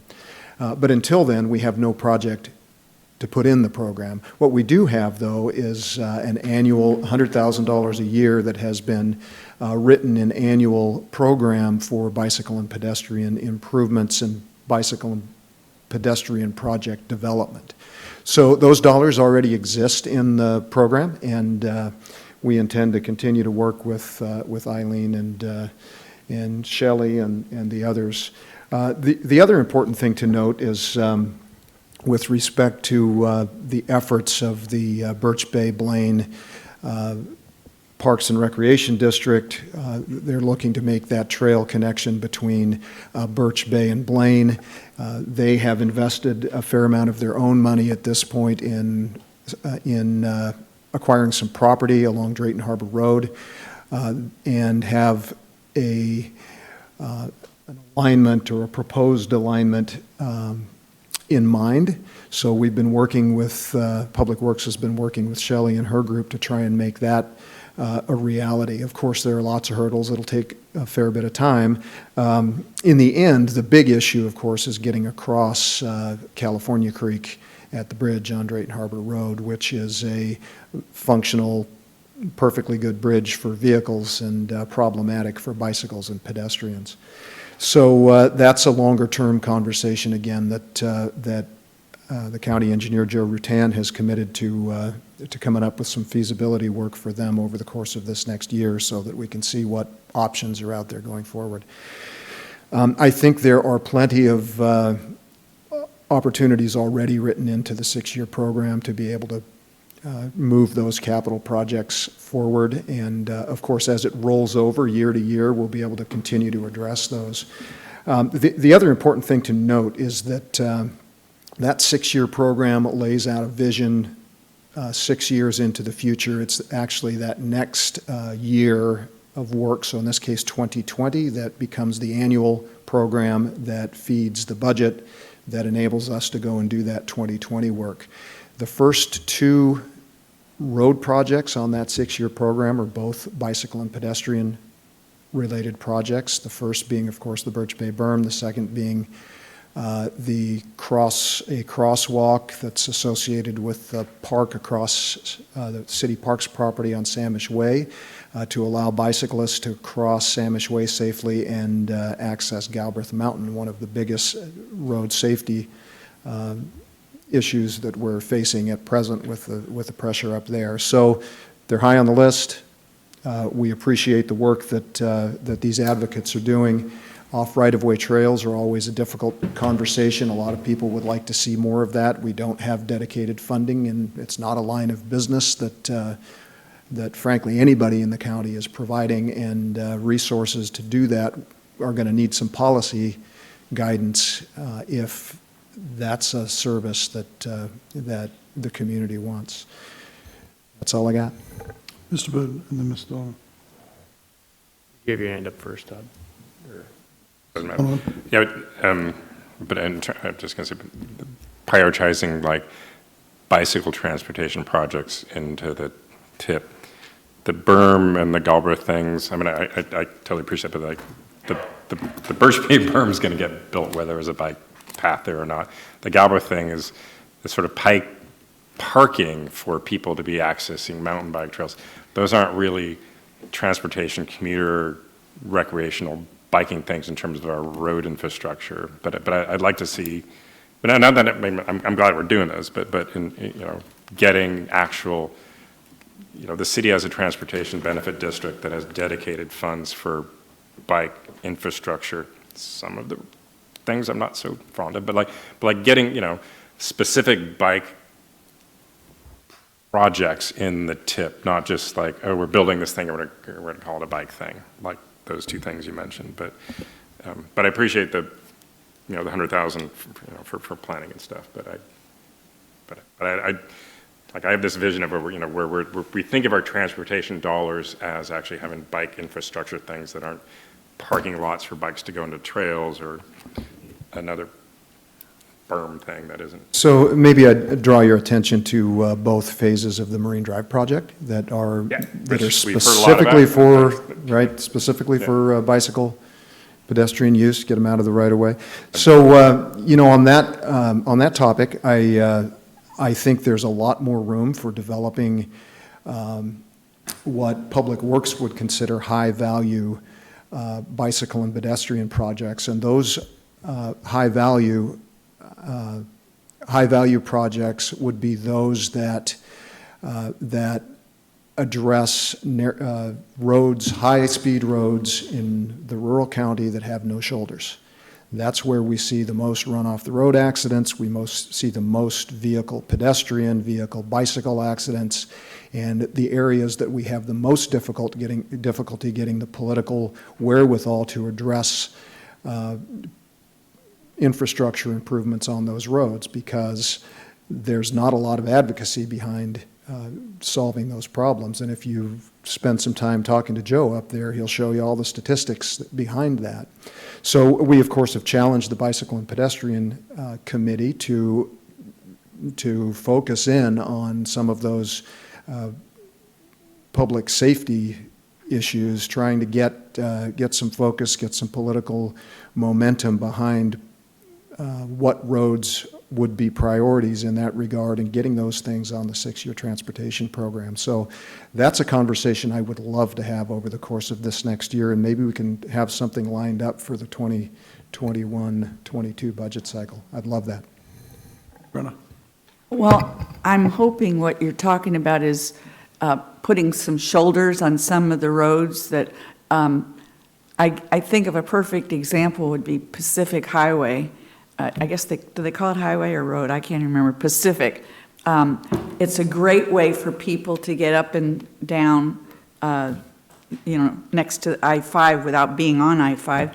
But it makes me a little nervous when there's traffic going in both directions and you've got this person riding a bicycle, and if they hit one wrong little thing on the side of the line there, they're going to fall over or fall this way or something. And I know there's other roads in the county that I kind of feel the same way about. If we could, I love the idea of paths and trails, but at least I would really like to see some more what do you call it, shoulders. That's exactly what I'm talking about, Okay. is shoulders on roads. And of course, anytime we make those improvements, it means encroaching in people's yards, moving utilities back and ditches, and things that smell like the government encroaching on your property. And that's a problem for us if we don't have the political support to address those things. So I encourage this conversation. Let's keep having it, because I think but there's I some want to room. just finish by saying, on Pacific Highway, can't you put a shoulder on the other side, the I-5 side of the highway? Yeah, Pack Highway is probably not the best example, but I think, okay. yeah, I think we can probably, we can find some really good examples that, in which we could improve east-west connectivity to some of the destination recreation destinations like Silver Lake, like out to Glacier, places like that, where we can get people off arterial roads, high-speed arterial roads, onto some of our rural roads, but those are still 50-mile-an-hour roads. So if we're going to do that, we have to make those safety improvements in a commensurate way. And there's great value, I think, for the community all the way around. So does that mean it's doable maybe to do Pacific Highway on the I-5 side without infringing on anybody's anything? Before I make any commitment that way, I'll let Joe and you have a conversation about that. Mr. Bird and then Ms. Frazee. Yeah, I'm curious, I've been getting a number of complaints from people that live out on Euclid about essentially it's just the traffic backup and how people are taking that to get around and into Bellingham on their way in. And so, I mean, it's got to be a topic. I know the conversation about going over the mountain or other ways to get, access out there, but Town with Public Works, that is not a new issue. That was one of the first issue I was made aware of 18 years ago when I started. And because part of that is in the county and part of that is in the city has done some things to try to slow down people. We have tried to make the other ways to get there more appealing, make the alternate routes more appealing. But we have talked at times about potentially closing that, making it one way each. I guess, one of the things I'm curious about is why we don't divert the bicycle traffic down that as a rural road, and then those lanes are wide enough to open it up so that you add another lane coming into town, essentially. That's something we could look at. I know that, I can tell you that when I applied for this position, one of the things I sold was, the first county engineers built a road network. Then a group of county engineers came and paved it. We're not going to be building a lot of new roads. What we got to do is take our existing roads and make them safer. The way you get hurt on a county road is you depart from your lane. So we've done all sorts of things lately to try to deal with that. You see rumble strips on the center line, the edge line, and creating that shoulder, which in technical terms, the engineering term for that shoulder is a multi-use clear zone recovery area. It not only provides an area for the bicycles and pedestrians, but it provides an area for cars to recover if they go over the fog line. And I'm kind of going a little far afield here, but the issue on Pack Highway with doing a shoulder on one side, law states you have to walk on a shoulder facing traffic.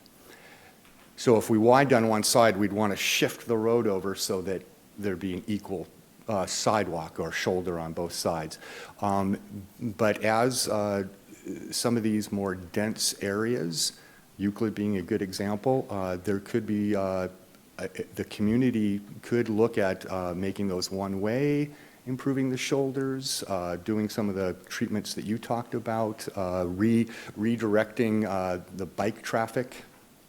How's that get decided? I mean, I feel like I go up to Canada and there's enough lane for me to maybe stay in it with the car, right? And like if I took those lanes and applied them over here, I feel like I could fit 5 on that road and still have the sidewalk, but I mean, that's just, yeah, right, an analogy, poor one at that. But how do we decide this? I mean, I see how much development's happening out there. It's still one of the most affordable places to build in the county. So at what point do we say, you know, there has to be something done and we start working? Well, you're talking with the county engineers. The first thing I'll tell you, and my boss back here is going to laugh, is when we get to that density, we're in UGA, it should be annexed because it's now we've built it out to a city. We're a rural county with county funding, and we've built curb, gutter, and sidewalks that those are city facilities that the city should be maintaining. But we do deal with that all the time. We have a traffic engineering group that looks at that. We look at accidents. We review accidents. Anytime we do work up in Point Roberts, we are restriping the roads now after we did the chip sealing. And on Gulf Road, we're going to narrow the lane down to provide a little more shoulder. And that's in working with the community up there because they've had speed concerns. So we listen to the community. We look at traffic accidents. We work with the sheriff's department. We meet with them regularly. And we have the Bicycle Pedestrian Advisory Committee. You know, we do a lot of responding. This issue with Euclid is something that I've, you know, stood out there with residents and counted cars. And I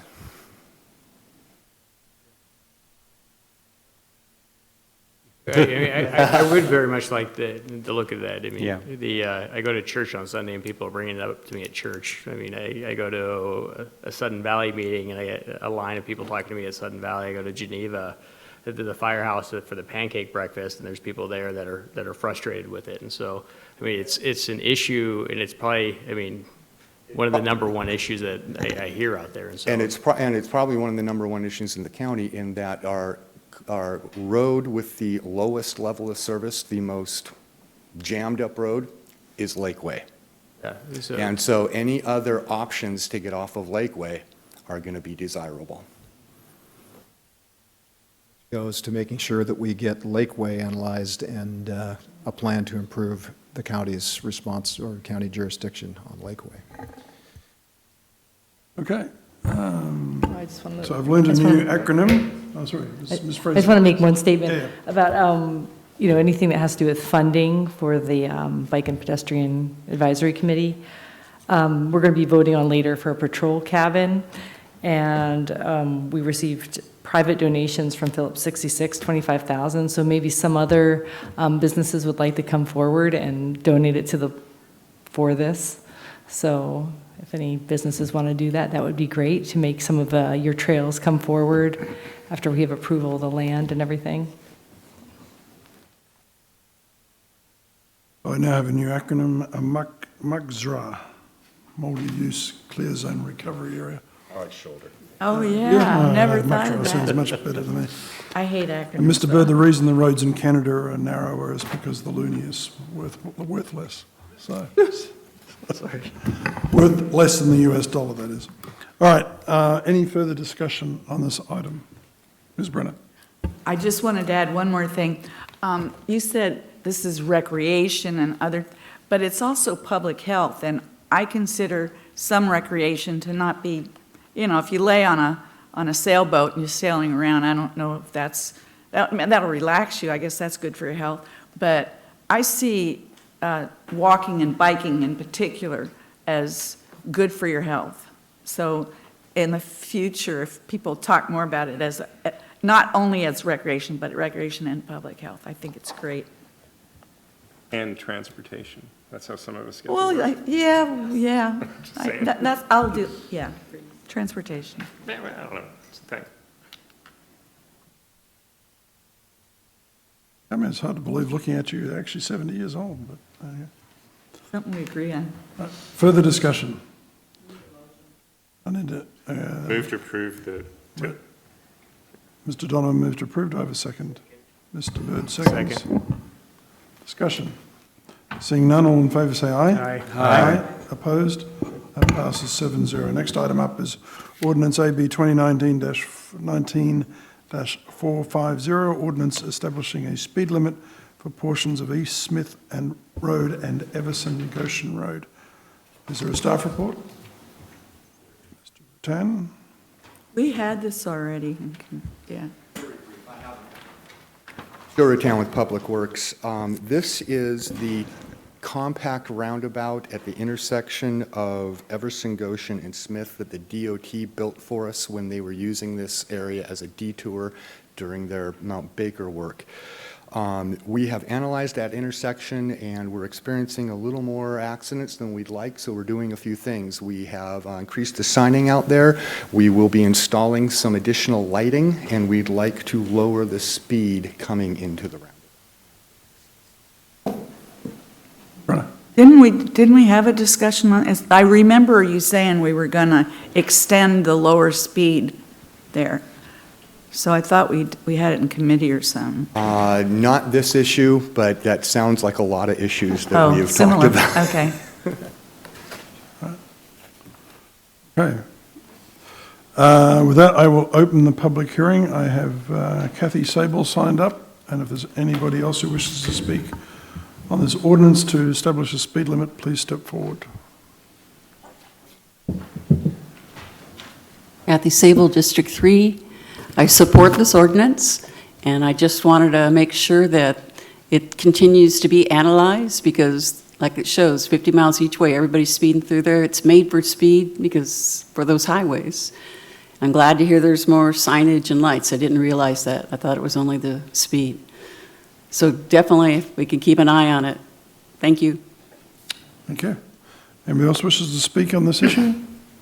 Seeing none, I will close the public hearing. Ms. Brenner moves approval. Second. Mr. Buchanan seconds. Discussion. Mr. Bird? Yeah, I'm curious. I mean, 1,000 feet, we're talking, what, 3.5 football fields, give or take? I mean, that's, we're just taking distance out there at that. I don't think it's the speed limit that's the problem. I think it's the roundabout, but that's a different topic. Can't get That's rid of the already there. roundabout. Yeah, change that. What's the distance right now?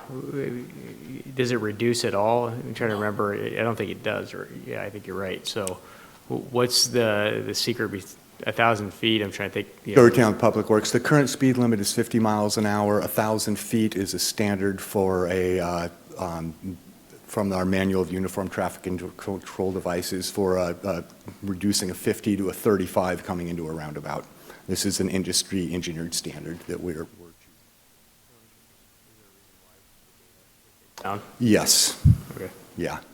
And really, you've heard me say lots of times that the speed limit does not change driver behavior. What we're really hoping for this is people are approaching that way too fast. And normally with a full-size roundabout, you have those little weaves. It's called a chicane coming into it. It slows you down. We don't have those chicanes in this. So we're trying to find other methods to make people aware of this, and hopefully that, you know, when they see the speed limit change, they'll see that something is different, and they'll be more aware, because some people are just coming into that at 50 miles an hour and not even aware it's a roundabout. You know, that's interesting. Other methods. I had a neighbor once. We were having speeding issues on the road, and he just took the orange cones and he put them on the middle of the stripe. It was surprising how much people, like how drastically they slowed down, because having an orange cone that's really not going to hurt your car in the middle of the lane, they get stuck out, and they would come down from 60, 70 miles an hour down to 20.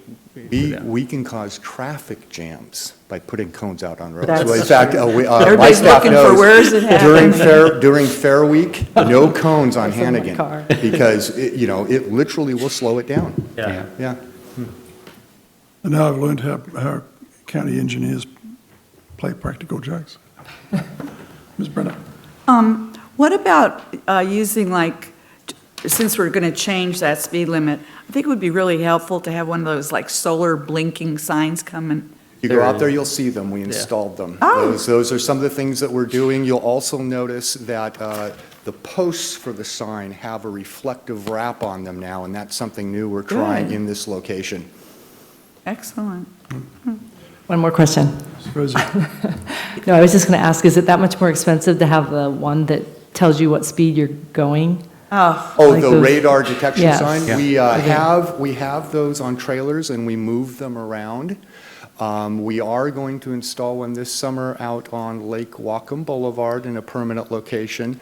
They're rather expensive, and we find that people will notice them for a while, and then they just become a part of the scenery. So we find that the trailer moving around is more effective, especially because people learn that the trailer will be there for 3 days, and on the day that it's not there, there's usually a sheriff. That's a pretty effective. With that, I had a friend who was in a different area, and when they got down to the right speed limit, it would say like, good job or something, so people try to get that, so Yeah, maybe we should try. we've also learned that you see those, they used to actually say the speed, and people were seeing how fast they could go, so now it just That's what I do says- on my bike. It just says slow down, yeah. at the airport minds that thing at all. I can't believe it. And I'm behind 3 or 4 cars and it's like, what does it say, 5 miles an hour or something? Further discussion? Seeing none, would the clerk please call the roll? Barry Buchanan? Oh, Barry Buchanan? Vote. Yes. What'd you just vote on? Tyler Bird? Yes. Todd Donovan? Aye. Hello. Carol Frazee? Aye. Satpal Sidhu? Yes. Barbara Brenner? Yes. Red Brown? Yes. I did not hear. Ms. Frazee, did you vote? Said yes. Yeah, fine. That passes 7-0. We were lightning fast on that one. Next item up is resolution adopting the 6-year Water Resources Improvement Plan. This is AB 2019-456. Is there a staff report? No staff report. With that, I will open the public hearing. I have no one signed up for this. If you wish to speak to this issue, please come forward. Seeing none, I will close the public hearing. What's the wish of the council? Move approval. Ms. Brenner moves Okay. approval. Ms. Brenner moves approval. Mr. Donovan seconds. Discussion. Seeing none, I will close, if there's no further discussion, then all in favour say aye. Aye. Opposed? That passes 7-0. Next item up is an ordinance AB 2019-458, amending Whatcom County Code 8.13 Solid Waste Disposal District regarding the solid waste excise privilege tax. Is there a staff report? We had this in committee with the whole staff thing and everything. What? This is what my script says. Oh. Well, we did. Seeing that, none, is there anybody who wishes to speak to this issue? I have nobody signed up. With that, seeing no one coming forward, I will close the public hearing. What's the Move wish of the approval. Ms. Brenner moves approval. Second. Ms. Frazee seconds. Any discussion? Ms. Brenner? Just to say, I was on the SWAC, we voted on, it was unanimous. I mean, everybody came to agreement. I just don't like the privilege word. It's Me neither. kind of, it's the most ridiculous word in there, but other than that, it's fine. Or the tax word, but Well, it's a tax. A tax is a tax.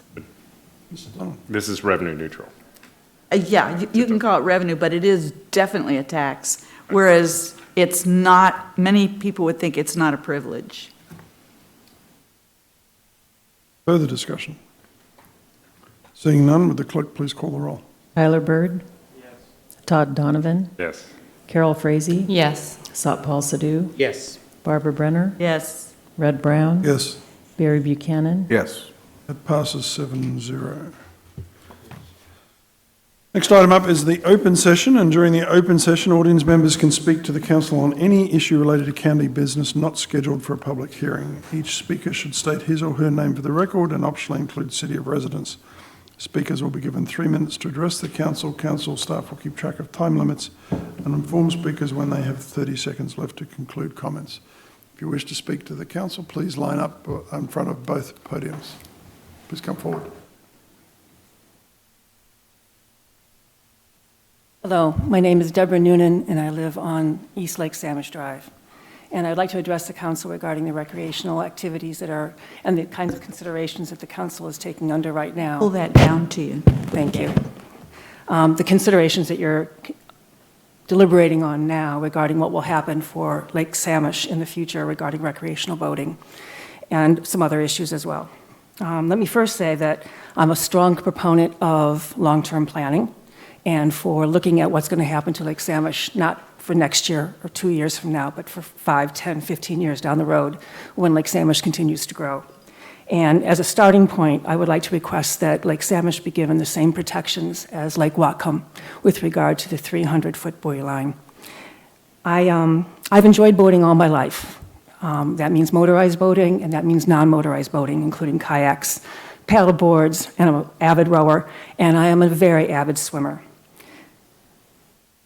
It is of concern to me that while there is room on Lake Samish for all these activities, we need to make sure that the people that are in the non-motorized activities are safe and that their ability to do their recreation is also somewhat protected. When it comes to a potential clash between a motorized boat and a non-motorized one, I'm going to vote for the safety of the non-motorized vehicle or the non-motorized person in a kayak or whatever every single time. Let me put the 150 versus the 300-foot buoy line in perspective. A 150-foot buoy line, where you're going to put your no wake or you put your orange circles, is the same distance as a 50-foot or 50-yard swimming pool. So I don't know how many of you are swimmers or ever get in a pool. You usually are in a 25-yard pool. Simply double that, and that is the size of 150 feet. I can cover that distance as a swimmer in a little over 30 seconds. That is a small, small zone. If you include in that as well a couple of docks, maybe some other things that are in that area, you have reduced the zone for a person doing a non-motorized activity to do so safely and not be in the way of all the motorized vehicles that also have a right to be on the lake. You've reduced that zone to virtually nothing. And so for me, I try very hard to stay within a safe zone. I can tell you of numerous occasions, even with a 300-foot zone, 30 where that seconds, is difficult. I wear high-vis rowing things, I'm careful about when I go out, and yet I am still being waked, and I'm still having boats come very close to me, even with 300, but at least 300 gives me the ability to do some of those activities with relative safety.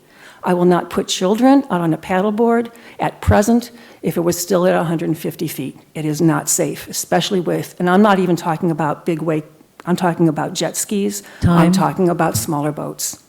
So I ask you to please help those of us who are in non-motorized recreational vehicles on the lake to ensure our safety.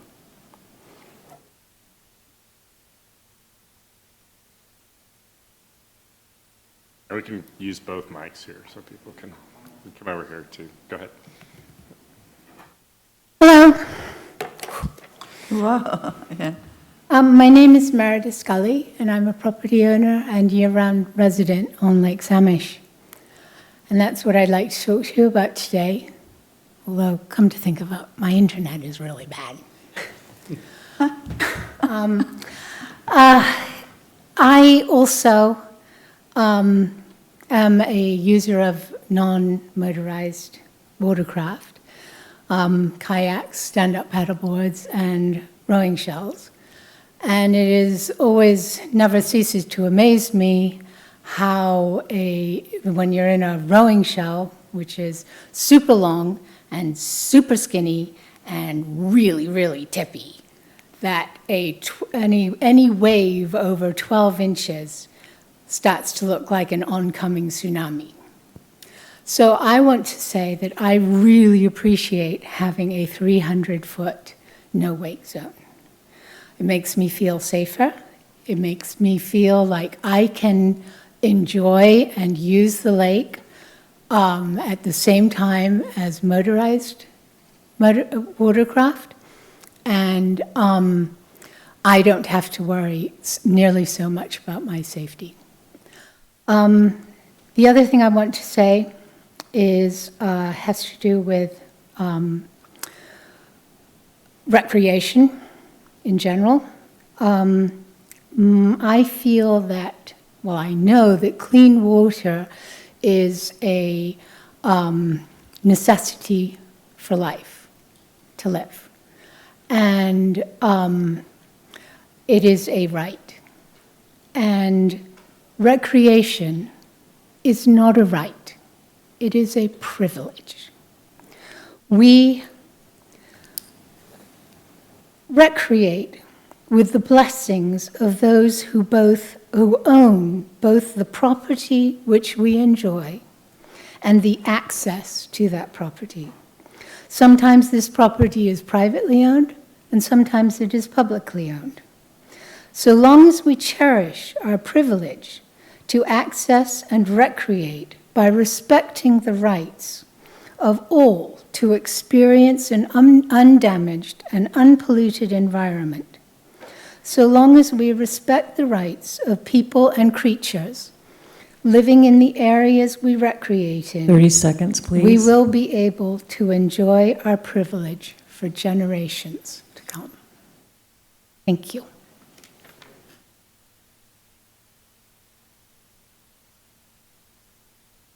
Penny Jewett, Westlake Samish Road. I wish to speak on the ordinance AB 2019-479.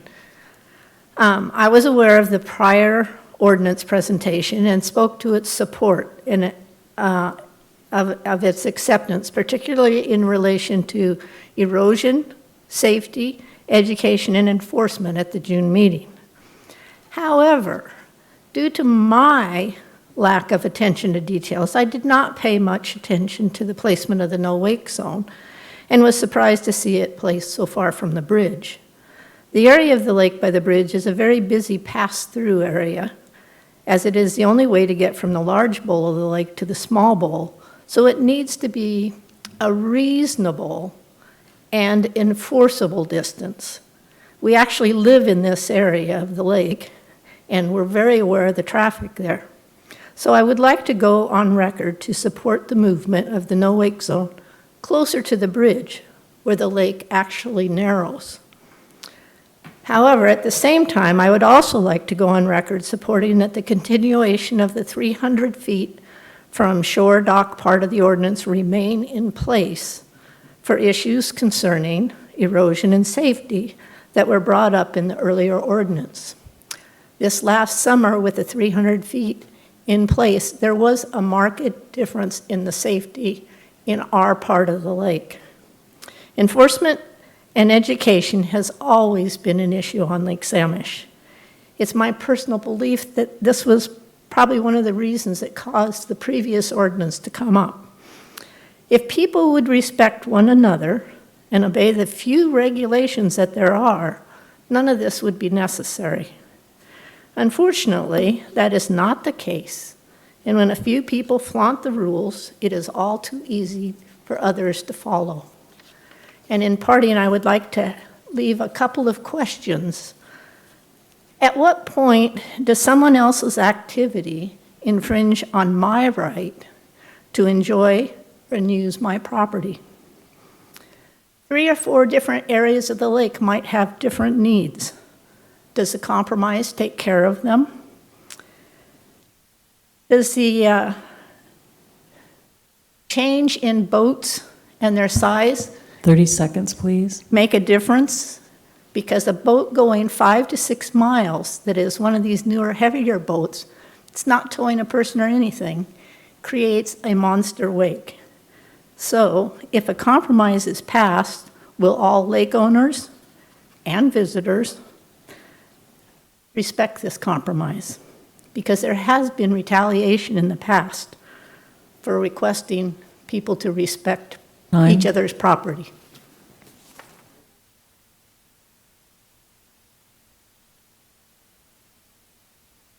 Barry Johnson, and I live on Westlake Samish, and I'm almost embarrassed to be here because I've spent the last 5 years trying to unify Lake Samish and the community, doing projects.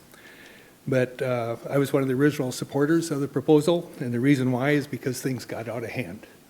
I live on the narrow part of the lake right before you get to the bridge, And in the last 5 years, over half the people, I'm a mathematician, over half the people disagree or ignore the no-wake zone. I've seen people ski under the bridge full blast. I've seen jet skis go full blast underneath. I've been on my dock and I've gone like this to try and get them to slow down, and all I get is a one-finger salute and back. And that to me is insulting. I'm here primarily because I'm talking of issues of safety and property as well. There's a big difference between Lake Whatcom and Lake Samish. The no-wake zone in Lake Whatcom, you don't have to go through it to get from one wing to another. On Lake Samish, you have to go right past my house to get from one to the other. And people just ignore that fact. I mean, it gets embarrassing at times. Things I'm tired of, ski boats going full speed 10 feet from my dock when I'm on the dock. Skiing and inner tubes behind them. About half the boaters don't obey the laws. People skiing and inner tubing high speed under the bridge. Jet skis jumping over my orange markers for my well, or for my pump. One will go around it, and then the other one will try and jump over the wake. And this is in a no-wake area. Water skiers cutting my buoy rope 4 times. I've had to retrieve it from ski boats because they felt it was in the way of them turning. This is in the small area of the lake. Jet skis who are banking turns next to people on the paddleboard and then laughing at them. Standing on my dock using motions to get them to slow down, which they don't do. Finding my dock broken and floating out in the lake after a boat parade a year ago. I'm also embarrassed by the vitriolic complaints that approach racism and harassment. My wife's even gotten emails of harassment over the last issues in the last couple of months. There's a lot of room on Lake Samish to boat and recreate, but due to issues of safety and property protection, the narrow channel needs extreme protection. 300 feet is probably not even enough. And also no wake needs to be expanded. Probably not as far as it is now, it could be shorter. I'm here because things have gotten so bad 30 seconds, please. that I have a hard time even being around my dock area. If they would be considerate and obey the no-wake zone, I would not have supported the original proposal. It wouldn't have been needed. But somehow we had to raise the issue. And if you pass this new compromise in the current bill that you looked at this afternoon, I invite you to visit me next July 4th and sit on my dock and watch what you've created. Thank you.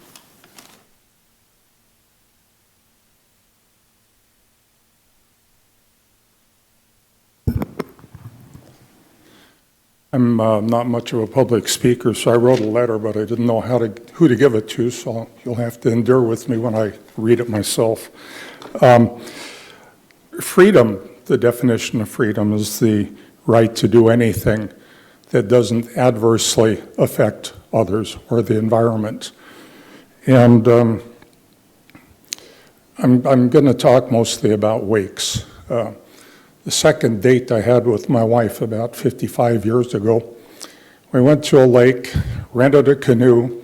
She fixed a beautiful picnic basket. And there was an island out on this lake, and we were paddling out there, and a big, beautiful old Chris Craft, you know what they look like, the wooden ones, beautiful boats, came by, paralleling us, and slowed down. I don't know what they were thinking, but of course that created a bigger wake, and it flipped our canoe upside down, dumping everything in the water, including the nice picnic basket. And I was able to get back in the boat, and we gathered up what we could. But my wife was a little top-heavy and had trouble getting up over the gunwale of the boat, so I had to paddle to shore with her hanging on the side of the boat. The boat, the offending boat, of course, didn't stop. They just kept going. Last weekend, there was a large regatta in Lake Samish, and I saw there was a wakeboard boat just cruising along watching the regatta, not realizing what they were doing. Some of the smaller boats actually had to stop, well, not stop, but just turn 90 degrees to the course that they were racing on so they could go directly over the wake rather than being rolled by the wake, which is quite a problem. These guys were racing and had to actually alter their course because of that wake. And then, of course, standing on the docks at Lake Samish, when these wakeboard boats come by, you can see and feel the devastation caused by those big wakes caused by these boats. The docks jump around, the pilings are slammed back and forth, and the shorelines get washed away. So I'd really like for you to take this into consideration when you make the decision on the ordinance. Thank you.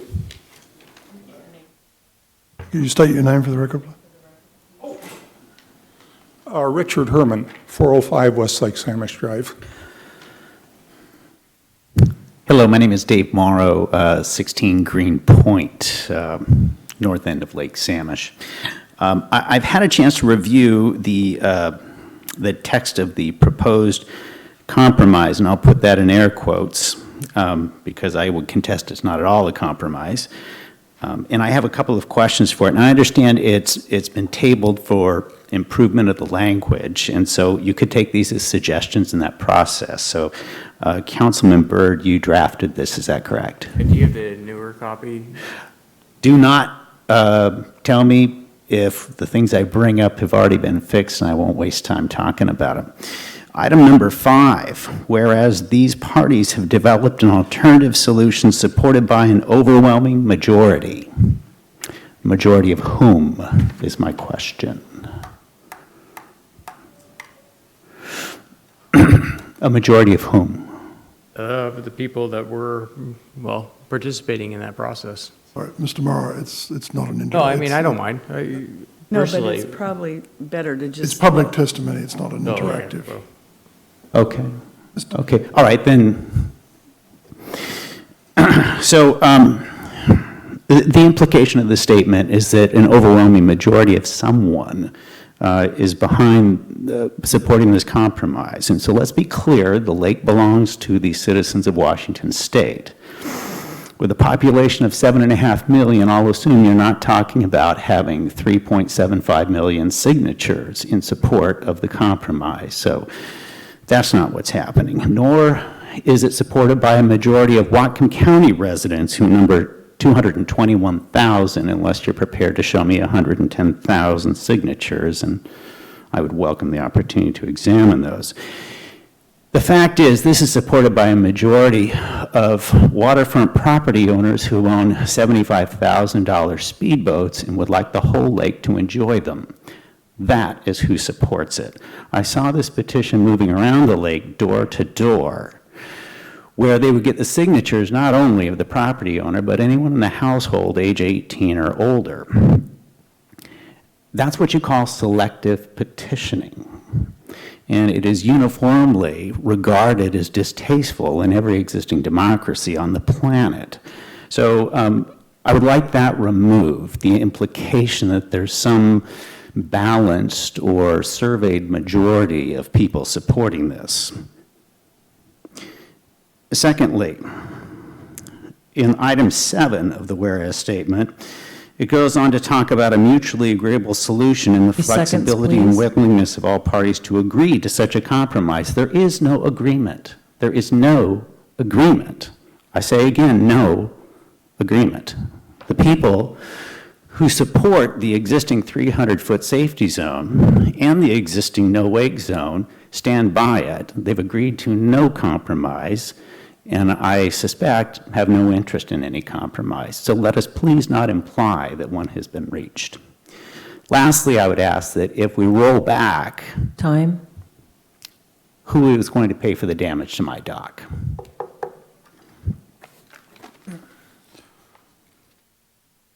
Hi again, Paul Jostens, Lake Samish. The answer to his question is the majority of the Lake Samish residents who primarily enjoy the lake and also care for it and take over the majority of policing the laws of the lake, because that's what we do. We're neighbors. We help each other. I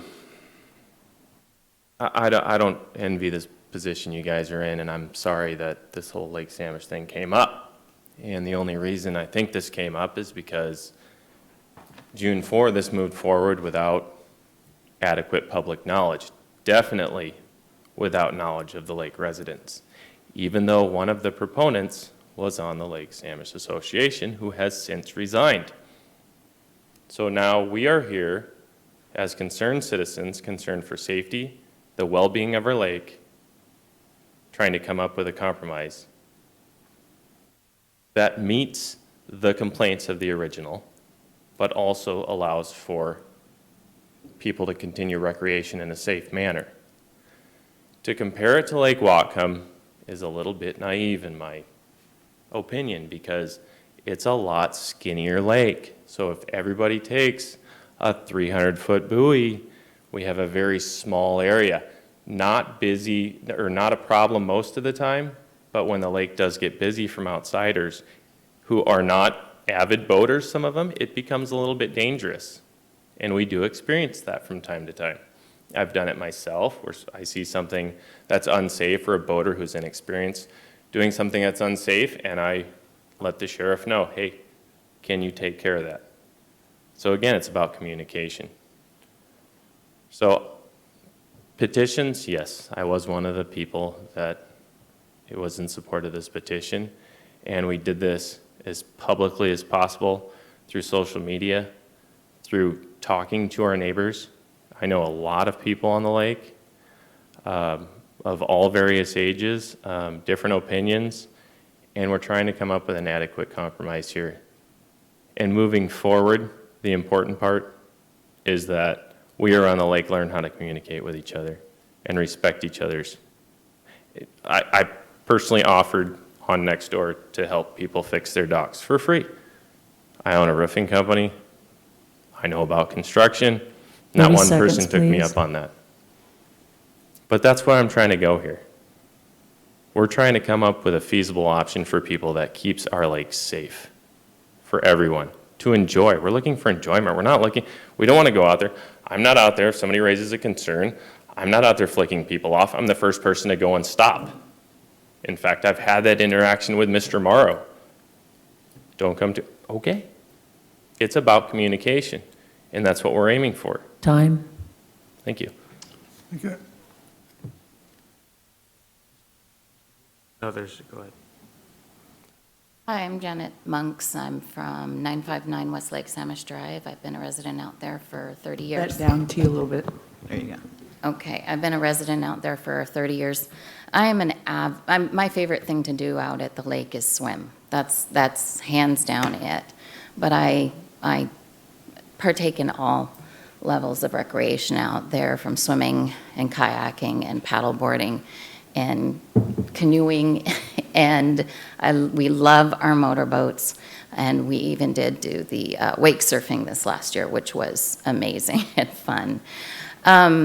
We, inner tubes, wakeboarders, skiers, we take them out, and we love it. As far as the swimming goes, I feel that 150 feet, I mean, that is the safety zone for people who are swimming and for people who are on non-motorized boats. That's where they are most safe and where I believe they're supposed to stay within, especially swimmers, within that 150 feet from the shore. I could be wrong there, but I believe it is a rule or a regulation. You shouldn't be out swimming in the middle of the lake without accompaniment.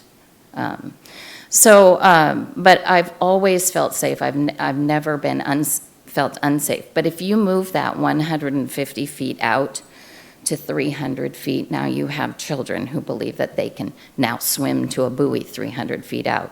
You have teenagers who think that they can go swim out far out into the middle of the lake. And I feel that that's unsafe.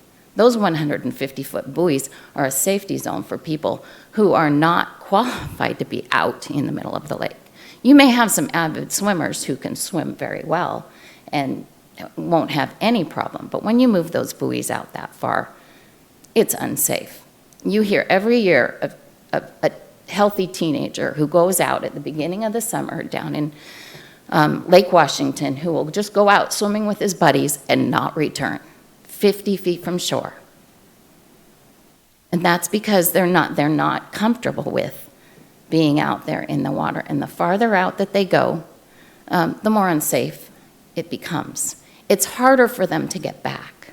So I feel that if we keep those 150-foot buoys where they are, and we ask that the wake surf and wake boats ballast boats remain through regulations. 30 seconds, please. 300 feet from the shore, you're going to find that it's a lot safer for everybody out at the lake. Thank you. Anybody else who wishes to speak in the open session? I've got one more person. If there's nobody else after this, I will close the session. Hi, I'm Ann Brimmer. I live at West Lake Samish Drive. I've been at the lake for about 76 years, learned to swim down at Shallow Shore where the four posts were, and then where my aunt and uncle lived, and then my family moved to Lake Samish, and three of my kids have lived there, and grandkids, and I don't think you can name any boating type that they don't recreate in, from sailing to paddle boards to whatever, including children. And a lot of paddle boardings go by our house every day with dogs and small children, and they've never had any problem. And they also do the wakeboards, and they have a ship or boat they call Pirate that goes 35 miles an hour, and they purposely got a boat that wouldn't go any faster than that, so that it's just cruising and sunbathing on the boat. And it's just always been a recreation lake, and it needs to continue to be a recreation lake. 150 feet is plenty of time, plenty of space for all sorts of boats that aren't motorized. And I think that one of the things that's come about as a result of the new proposal is that they're going to bring, they have a couple people that are willing to bring the communication up to the 20th century so that word can get out. Because one of the things that is causing a division on the lake was the way that this proposal that is in existence now came to be. And that was there were a few people who approached you, I believe, with you having the understanding that it represented we the people of Lake Samish, and it didn't. There's a huge amount of population of owners on the lake. I can't speak for the visitors or all of Washington or all of Whatcom or whatever, but the Lake Samish residents, definitely, the majority of them, did not approve of the 300, and they felt that it caused a lot of unsafety because it put everybody in the middle of this small lake where it should be spread out using all of the lake. 30 seconds, please. Okay, so anyway, I really hope that you take into consideration the fact that the majority, and that's supported by the petition, and I think that if we needed to support that by getting the actual number, any time that a ruling from this council is being made, it would be really great if it affects everybody on the lake, that everybody that is on the lake is notified, and we get the input from all of them, not just a small selection of people. Okay. Eric McHenry, Lake Samish, 644 West Lake Samish. I'm here to speak to you on the proposed ordinance AB 2019-479 regarding the no-wake zone on Lake Samish. The ordinance would amend ordinance 2019-306 passed on June 4th in the county council meeting. I think that it's warranted to remind you as a council that in passing the compromised AB 2019-479, the original issue regarding boats and recreational sports that create bigger wakes will still be 300 feet from dock or shore as to mitigate any possible dock damage or shore erosion. The only thing that would change with AB 2019-479 is that all other recreational boating activities would be able to return to being done within 150 feet of dock or shore. This would open up, at a minimum, depending upon whose data you believe, at least 25% more surface area of the lake for boating and recreational activities. This is vitally needed to create a safe recreational environment on the lake. The unintended consequence of passing the original AB 2019-306 ordinance causes unneeded crowding in a smaller part of the lake, which is unsafe. I believe this will eventually cause an unneeded tragedy. The proposed AB 2019-479 was drafted as a reasonable compromise based on the overall majority of residents at Lake Samish. The residents at Lake Samish never got the chance of giving input on the original ordinance. If they had, the results would have been different. A reasonable compromise such as the proposed AB 2019-479 would have been closer to the end result. One of the reasons given for passing AB 2019-306 was that it followed what had already been passed on Lake Whatcom for the 300-foot distance from shore, no wake zone. The problem is that if you compound the fact of adding the increased no wake zone from the bridge and the fact that Lake Samish is 1/6 the size of Lake Whatcom, there is not enough lake surface for safe recreation at peak activity times.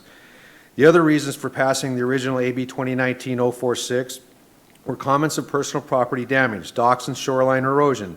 There are no substantiated facts or baseline long-term studies on erosion. If there were, I believe it would be nearly impossible what substantiated that percentage of erosion, whether it's Mother Nature, wakeboard, ballast boats, fishing, jet skis, or tubing.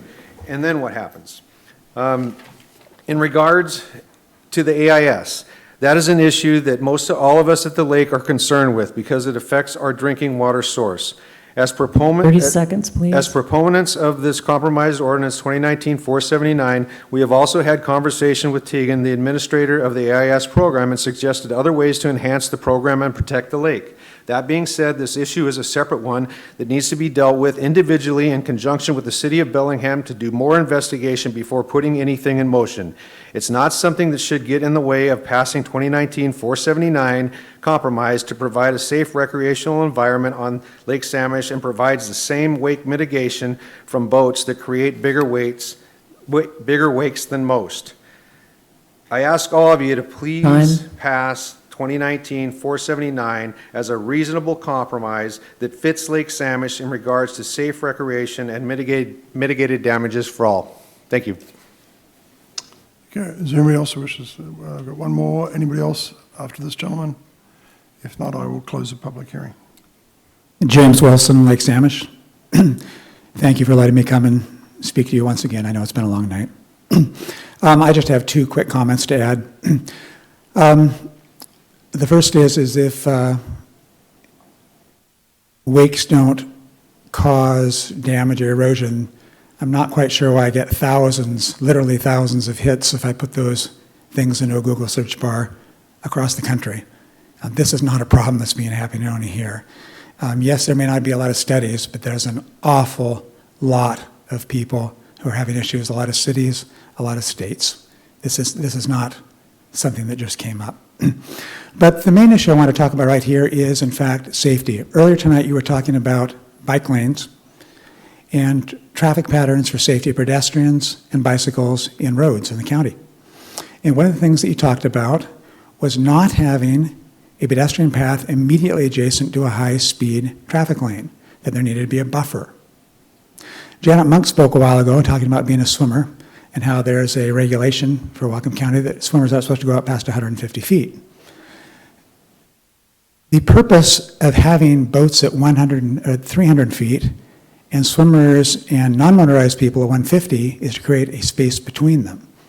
If you are in a boat, a ski boat, I'm not talking about wake boats, if you're in a ski boat and you have someone on a 100-foot rope and you come by at 100 feet, 150 feet from shore, where do you think that skier goes? And is there any margin for that person erring outside the distance? I'd have to say there really isn't. If you have someone at 300 feet and you have a skier swinging back and forth, that takes them a good 75 feet to each side of that line already. You've narrowed the margin down, your buffer zone that you asked for in other areas tonight, down to 75 feet. I don't think that's unreasonable. We do not put bicycle paths, we do not put pedestrian walkways right next to a freeway, right next to the line. We have a buffer area. That's the reason for having boats that are going high speed, any boats at 300 feet, and all the other stuff, yes, it does tend to go out to 150 feet. You need some space in between them because things overlap. And if you let boats be at 150 feet, you have skiers at 75 feet. 30 seconds, And that's please. without them doing anything wrong. And yes, those swimmers do go out to 150 feet. And as you can see, there's an overlap. You wouldn't let it happen on the freeway. You said you didn't want to have it happen on the Pacific Highway. This isn't any different.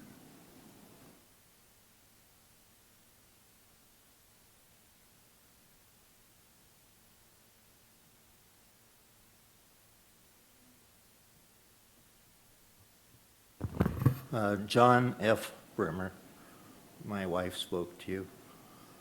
I've lived on the lake since 1970.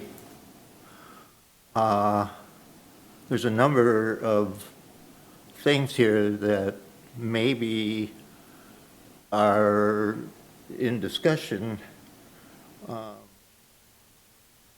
that suggests that this be tabled and more study be put into it. The lake was studied by the Freshwater Institute people in the last decade, and I think it only supports that erosion is pretty continuous, and the phosphorus is very continuous in its increase. There's one bit of factual information that hasn't been touched upon at all. Why, and I served on the original committees that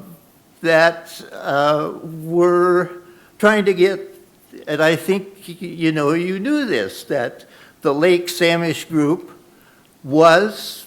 had a study committee, and we spent a lot of hours trying to get grant money.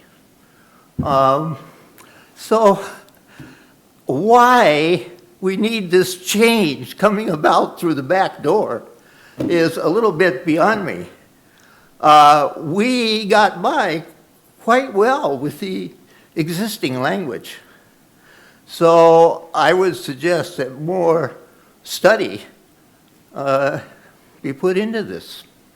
And just what, I don't know whose task that would be. Certainly, it shouldn't be just people who have no background in science and who can speak to biology, and I majored in biology and taught biology at the high school and the college level.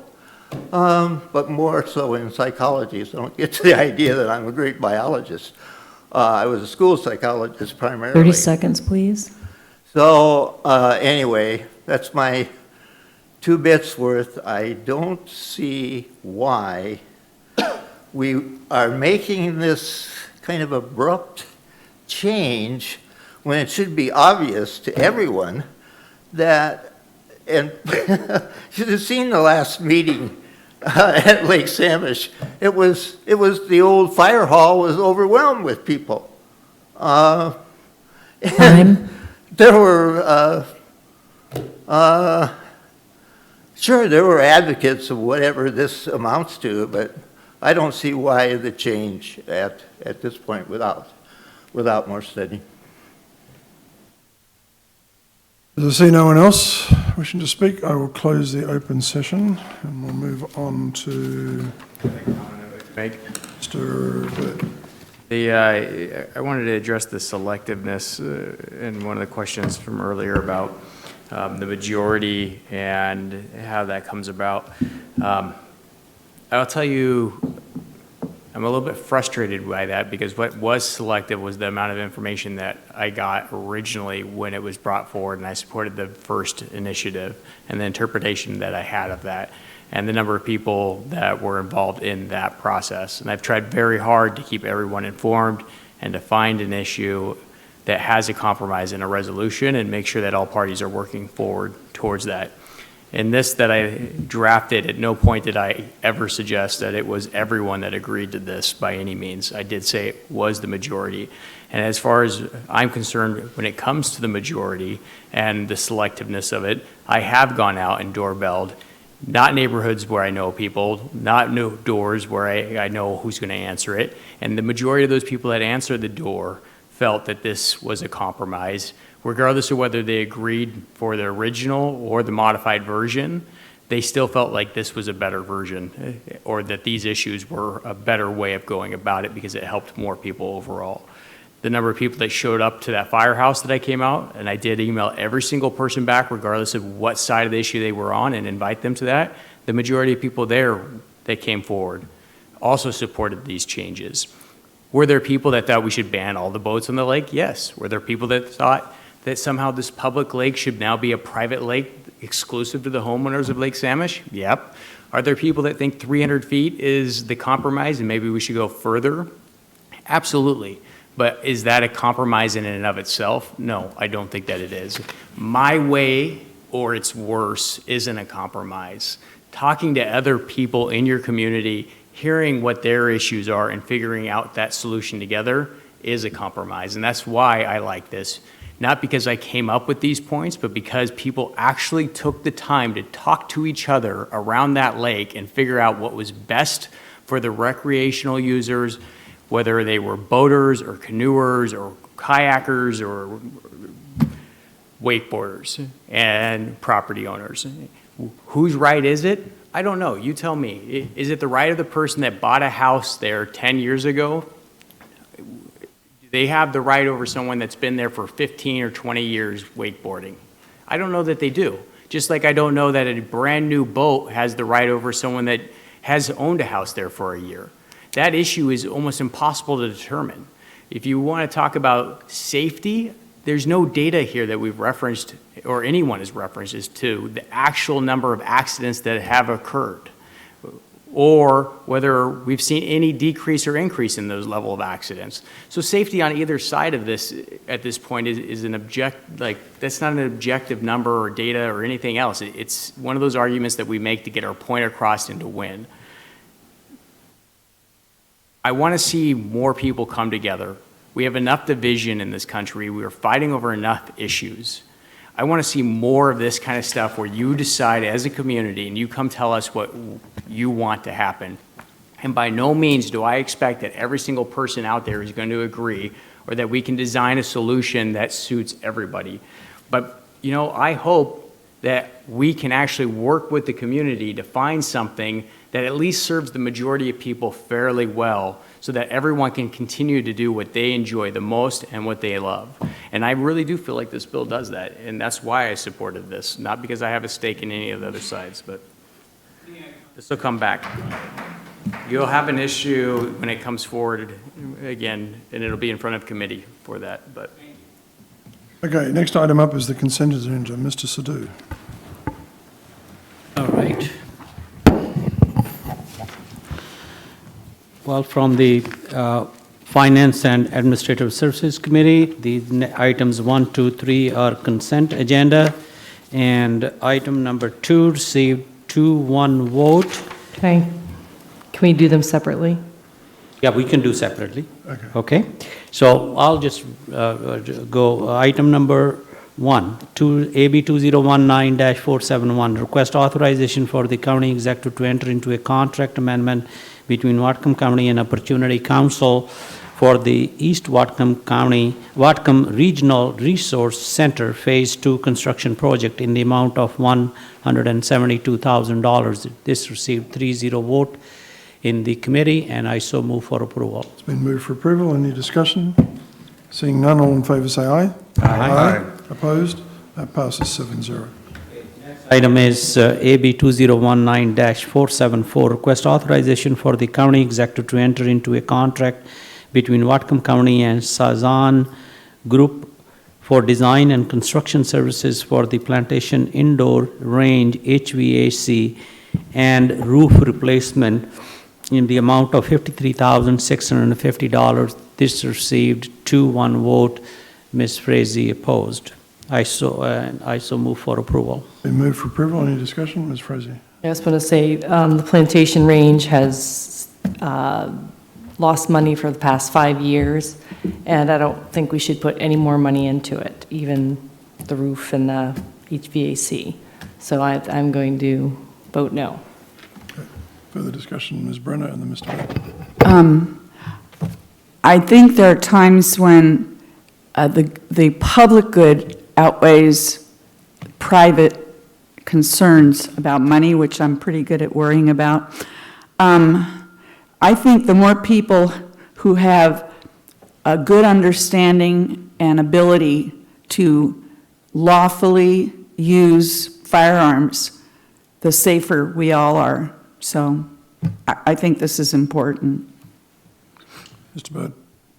I mean, this one asset and program of ours actually pays the majority of its own expenses. I wish we were this responsible with our money and how we spent it on other programs that paid none of their own expenses when they're not gun-related. I feel like this is really a gun issue versus a safety issue, because if it's a safety issue, training people on how to use those firearms appropriately and ensuring they have a place to actually go out there and use them versus shooting off in a riverbed, this has a lot more value to our community than a lot of the other programs that we have to offer, not counting the fact that it covers most of its own expenses. Personally, I would like to see it be privatized, but I mean, that's a whole nother issue. So, yeah, I support this. Rosie? Yep, we do have a private place where people can go to practice and learn about gun safety. But I'm just saying, we just keep putting money, it does keep losing money every year. And sure, you say, oh, it's only $53,000, but that's the average salary of people in Whatcom County. And I just don't want to put any more money into it. Further discussion, Mr. I Donovan? don't know if there's any other public place. This was in finance at about 12:45 when I went to get lunch. So, but I remember previous discussions of this when Mr. Byrd was opposed to the continuing, or not, I don't say opposed, but looking at other options for funding this. I looked at it as like, okay, I don't have parks make money. This is a Whatcom County Parks thing, and I support parks. But I don't. I mean, I'm hearing this as a financial argument. It's a financial argument, not a pro or anti-gun thing. But How about my argument? It wasn't financial. Who said this about shooting guns into the river? I'm talking about increasing public safety. Yeah, but I think this is it's an awkward asset that the county has, and that this is a one-off. I mean, I'll support this. And we're replacing the HVAC thing because there were serious lead issues in this building, right? And so we did that cleanup. But I think there's some common ground. Do we want a public asset in our county park system that is a the plantation indoor gun range? And earlier you were talking about, well, this is something maybe we should have clubs doing, we should sell it, we should privatize it. And now you're voting for funding it. So I'm just kind of getting some background here. But it is an awkward, it's a weird asset for this to have. It's different than a park. It's in county parks. So I appreciate Ms. Frazie's, perspective here on it. Boy, you lost me a bit. No, do we have a golf, the city has a golf course. That might be a kind of parallel to this. Does the county have anything similar to this where it's like, it could be a private thing, we're subsidizing it, it's losing money? Like every park we own could be a private thing that we're subsidizing that's losing money. Sequence, please, sequence. But again, that's what I mean. So it's an awkward, but we could have private golf courses, and we do have private golf courses. We have private gun ranges. We don't have, parks are a different thing. So I don't know. It's an awkward asset. That's just what I'm saying. Ms. Brenner? Well, I don't think public safety is awkward at all. When you compare it, it bothers me a lot that you compare this to a golf course. A golf course is something for fun. It has nothing to do with public safety. To me, the more people understand the way to, lawfully use firearms and do it safely and carefully, the safer people will be. I'm not worried about like getting hit by a golf cart or something. This is a whole different issue, and I think you minimize the safety part of it by comparing it to a golf course. That's what bothered me. My wife got hit by a golf cart. Mr. Buchanan just said his wife got hit by a golf cart, but I think, no, I'm just looking for a parallel to, it's. That wasn't a parallel, what Yeah, you well, said. Would the county own a ski area? We could teach people how to be safe skiing. The county owns a gun, we own it, we manage this and subsidize it and such. So that's what I mean by it's an awkward asset. I don't know what to compare it to. We've had this discussion before. It's not just me being, or Ms. Frazee, it's like Mr. Bird's also been like, what do we do with this thing? And I think that's something we're gonna come back to. Where I stood previously is I do think that it should be run by a nonprofit. And I would 100% support that. However, what I also asked was, what was the deadline before we lost our grant and could no longer move forward with this? And because we haven't made progress on that to this point in time, I support spending this money to make this improvement on an asset that we have before we lose that grant money, because I think that has a lot more value to us in the long run. Obviously, we're not moving forward with privatizing this or selling it to a private organization either. But it does concern me, and so the only other way I can say it is if it's not a gun issue. I mean, we talk about $50,000 to teaching kids how to recycle, which is literally what bin to put something in, when we know recycling companies aren't actually able to even recycle that, and they're throwing it into the landfill. And I've done a ton of research on that in the last several weeks since then. And the amount of garbage we're putting in landfills right now is absurd. And so we're going to spend $50,000, which is what you're worried about losing here, for a program. And at the end of the day, it could be safety, but it's also recreation. And so how's that recreation any different than the money we spend on any of our lakes or any of the boat ramps to put boats into those lakes, or any of the swimming areas that we support, or any of the biking trails or the hiking trails that we have, or the campgrounds that we have? They're all the same. It's just another form of recreation at the end of the day.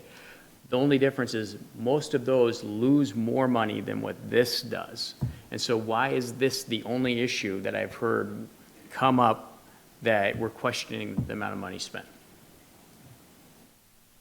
I'm not opposing this, you were the one who brought this up earlier about, I mean, I'm supporting this for the same reasons you are, but I'm just saying, as far as our county parks go, it's a very different asset than other things we have. And I'm not at all in favor of privatizing any of our county parks. But this is this thing, I mean, it loses money. It's something that is supplied by the private market, potentially, or by nonprofits. So, whereas I think other things our county parks do aren't. And I think, I'm going to support it, but I think Ms. Frazier's raised, and I think you've raised the same point, that it's a weird asset that's losing money that maybe the market can do. So. To do. I think I just want to remind everybody that there was another item that if we have this facility for so many years, and we have 10 years left on the lease, and we cannot just give it away or have somebody else come take over, because there is some amount of liability with there. There's a lot of lead there. And we're just trying to preserve this asset with putting a new roof and HVAC so that it keeps its value and saleability. I think that was the last time when we had discussion, that was the major point why we want to put money into it, was that we have the ownership. We have lease, not the ownership, but there are certain things done on the property for last 10, 15 years, and we are liable and responsible for that. So we cannot just pass it on or just say close it down. Then we have to spend money to clean it up. Or if the roof is leaking and the building is not in good shape, we cannot even find a private organization or anybody to come and take it over and not have this. So this is a situation where we are putting only $50,000 from our pocket. This is a capital expense. This has nothing to do with operations money. There's losing operation.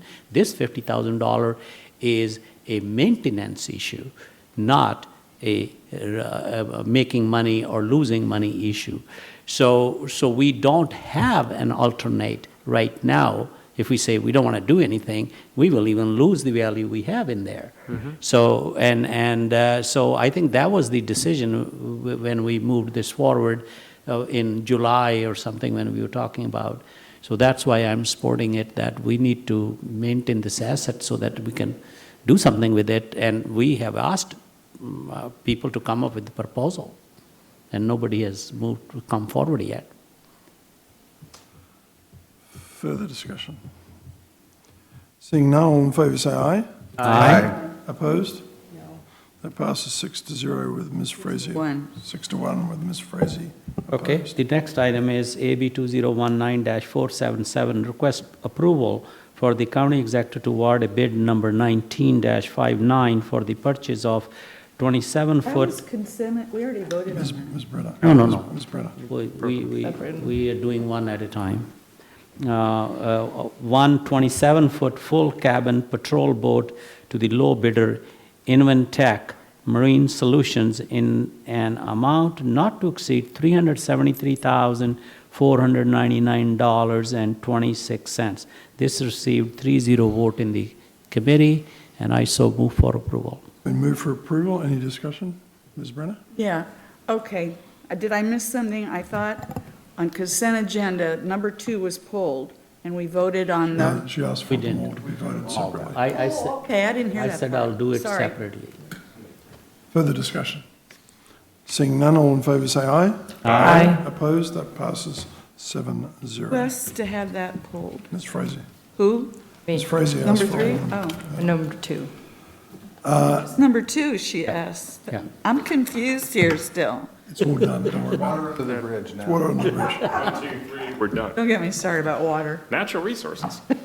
Just before we start natural resources, I just want to put forward that there's been a request that we deal with the, I think we got a note from Dan Ices and also from Henry Beerlink Henry Beerlink. requesting that we move forward on the Wyra 1 watershed management plan. So after we do this issue, I'd like to throw that up for discussion as to whether we want to do that.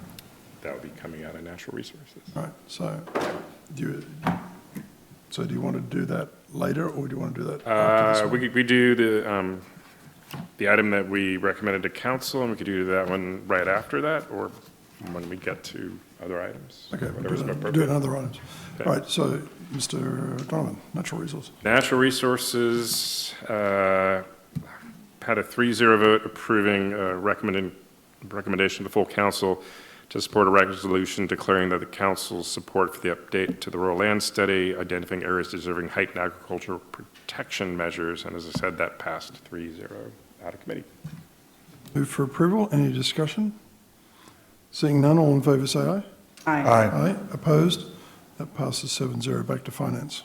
Okay, finance, AB 2019-451, ordinance amending the project budget for the Birch Bay Drive and Pedestrian Facility Project Fund, request number 5. This received 3-0 vote in the committee, and I so move for approval. Move for approval. Any discussion? Seeing none, would the clerk please call the roll? Todd Donovan? Yes. Carol Frazee? Yes. Satpal Sidhu? Yes. Barbara Brenner? Yes. Red Brown? Yes. Barry Buchanan? Yes. Tyler Bird? Yes. That passes 7-0. Next item is AB 2019-460, ordinance amending the project budget for the East Whatcom Regional Resource Center expansion project in the amount of $172,000. This also received 3-0 vote in the committee, and I so move for approval. It's been moved for approval. Any discussion? Seeing none, would the clerk please call the roll? Carol Frazee? Yes. Satpal Sidhu? Yes. Barbara Brenner? Yes. Red Brown? Yes. Barry Buchanan? Yes. Tyler Bird? Yes.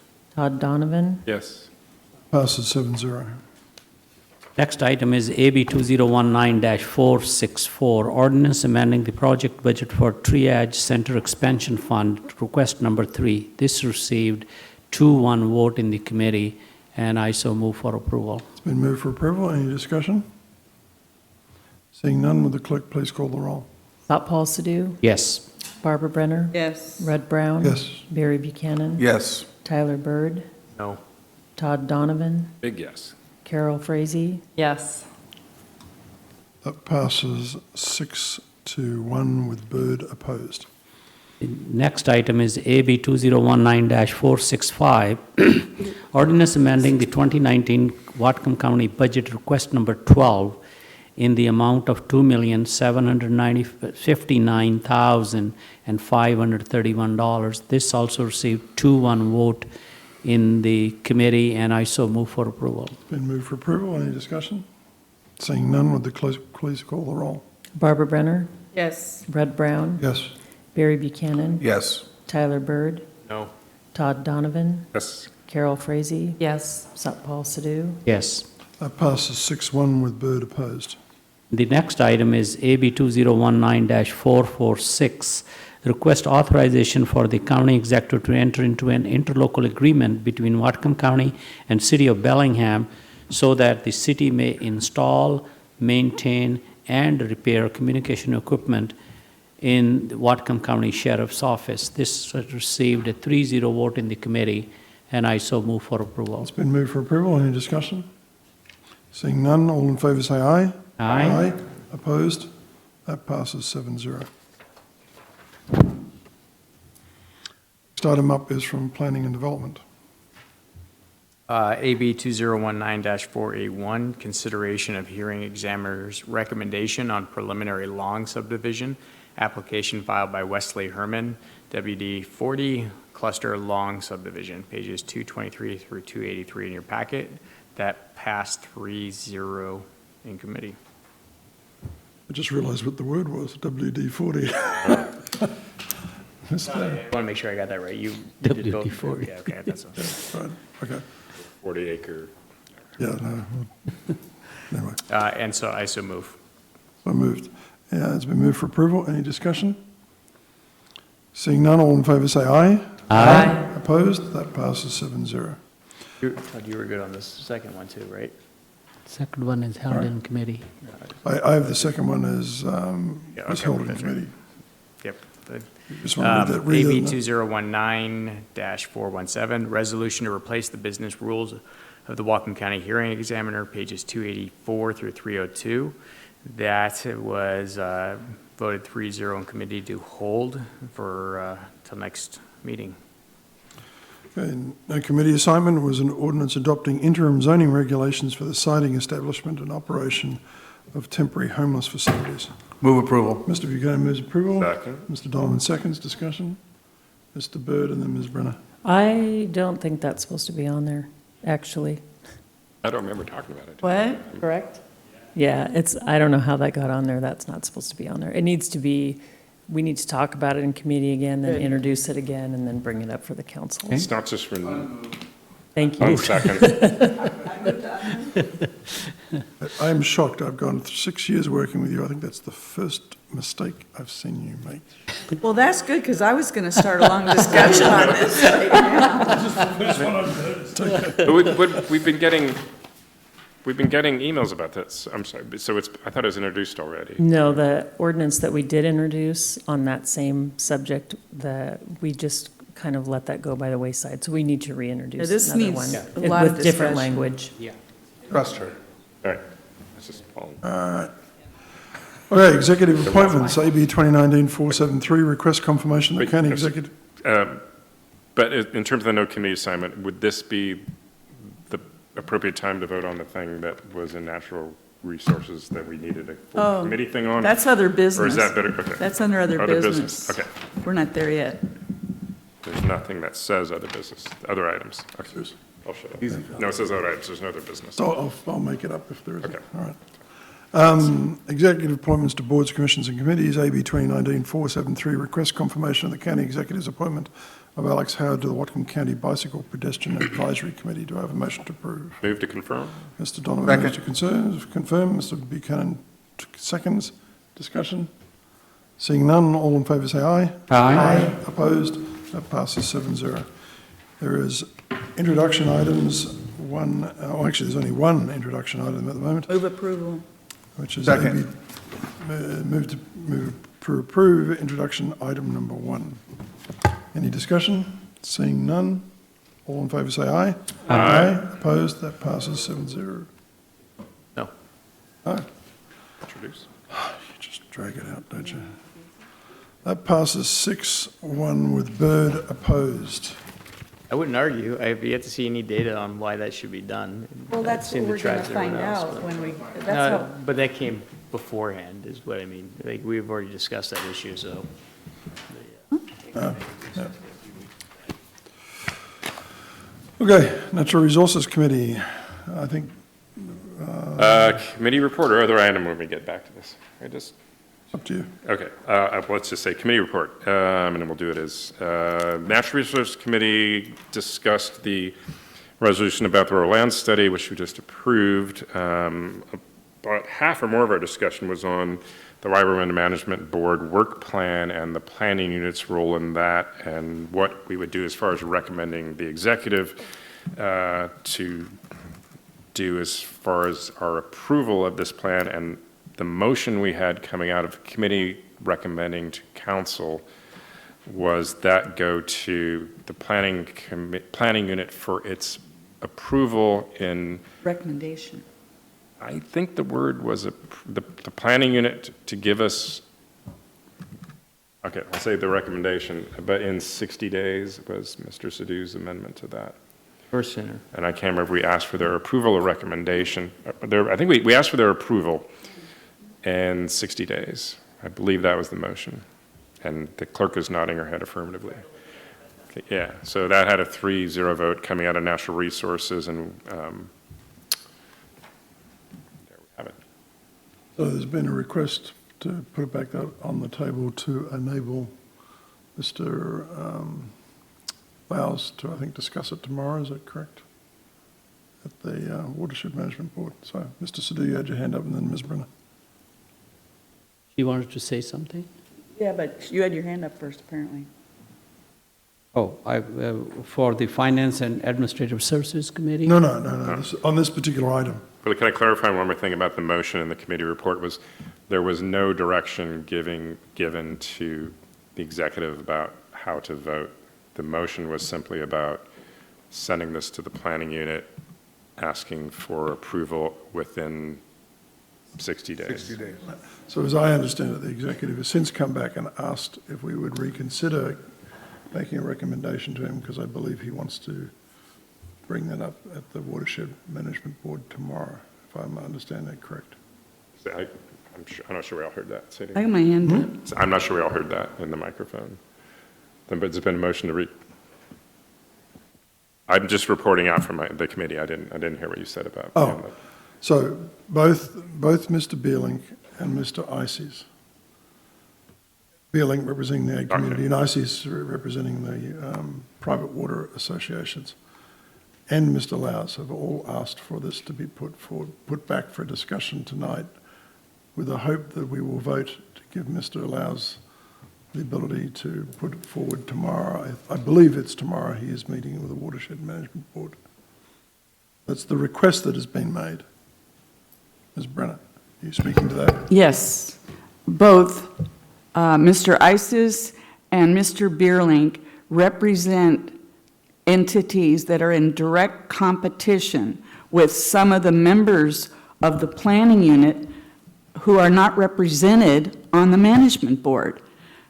That was the whole reason that vote took place, and I really believe that it's a violation of if not the wording. I think I looked at the RCWs that were given to us, and it's a violation of the RCWs not to have our WIRA 1 watershed management plan, not the administration of it, but the plan itself, not to have it go through the planning unit and get a recommendation from them for the county council to vote on this.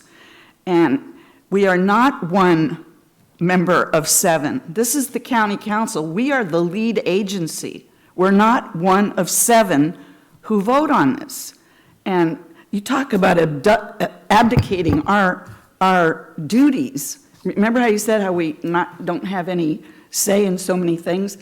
this is something we do have a say in, and there's been too much abdication of this for too long. And I don't think we need to go back and reinvent the wheel or anything. The whole way this has been done has not been how state law identifies how it's supposed to be done. And somebody sent us a thing with all those RCWs. I don't believe anything till I look at it. I went through every one of those RCWs, and it's very clear that the planning unit recommends to the lead agency, which is the county council, on the adoption of a plan, not on the administering of it, but the adoption of it. So this is why a lot of people spoke to it and why this happened. But what really gets me is I see something happening here that I feel is really undemocratic in so many ways. One of the ways is that it's allowing some users to control what happens and pretty much eliminate other users, and we're the only ones who are supposed to be able to do something like that. And I also believe that it's just not the way the law was meant to be. And when I voted for that watershed management board, it was to administer. It wasn't to create plans. And that whole thing has been warped, the way that's been done. And I'm so frustrated, and it sounds weird to say, my feelings are really hurt that two members who can work with the management board, and I saw Henry's letter, well, I'm on the planning unit. Well, he's not, he's also representing ag, what do you call it, ad hoc ag stuff by working for who pays his salary. As part of, who they're listening to on the management board, which I think is a great thing. I like that. But then he shouldn't come to us and say, whoa, as a planning unit member, I think we should do this. Mr. Isis, I really like him too. He also has an interest in seeing that there's more control and power in the hands of fewer and fewer water users. And he represents one of those water users. So the people who spoke today, I'm trying to remember who all they were. One of them was representing a water user who has no representation on that, on the WIRA 1 management board, has no representation at all.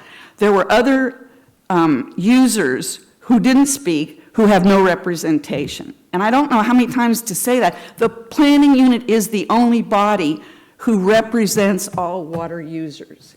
I mean, to me, that it's so clear about what's fair and probably what's legal, but definitely what's fair. So.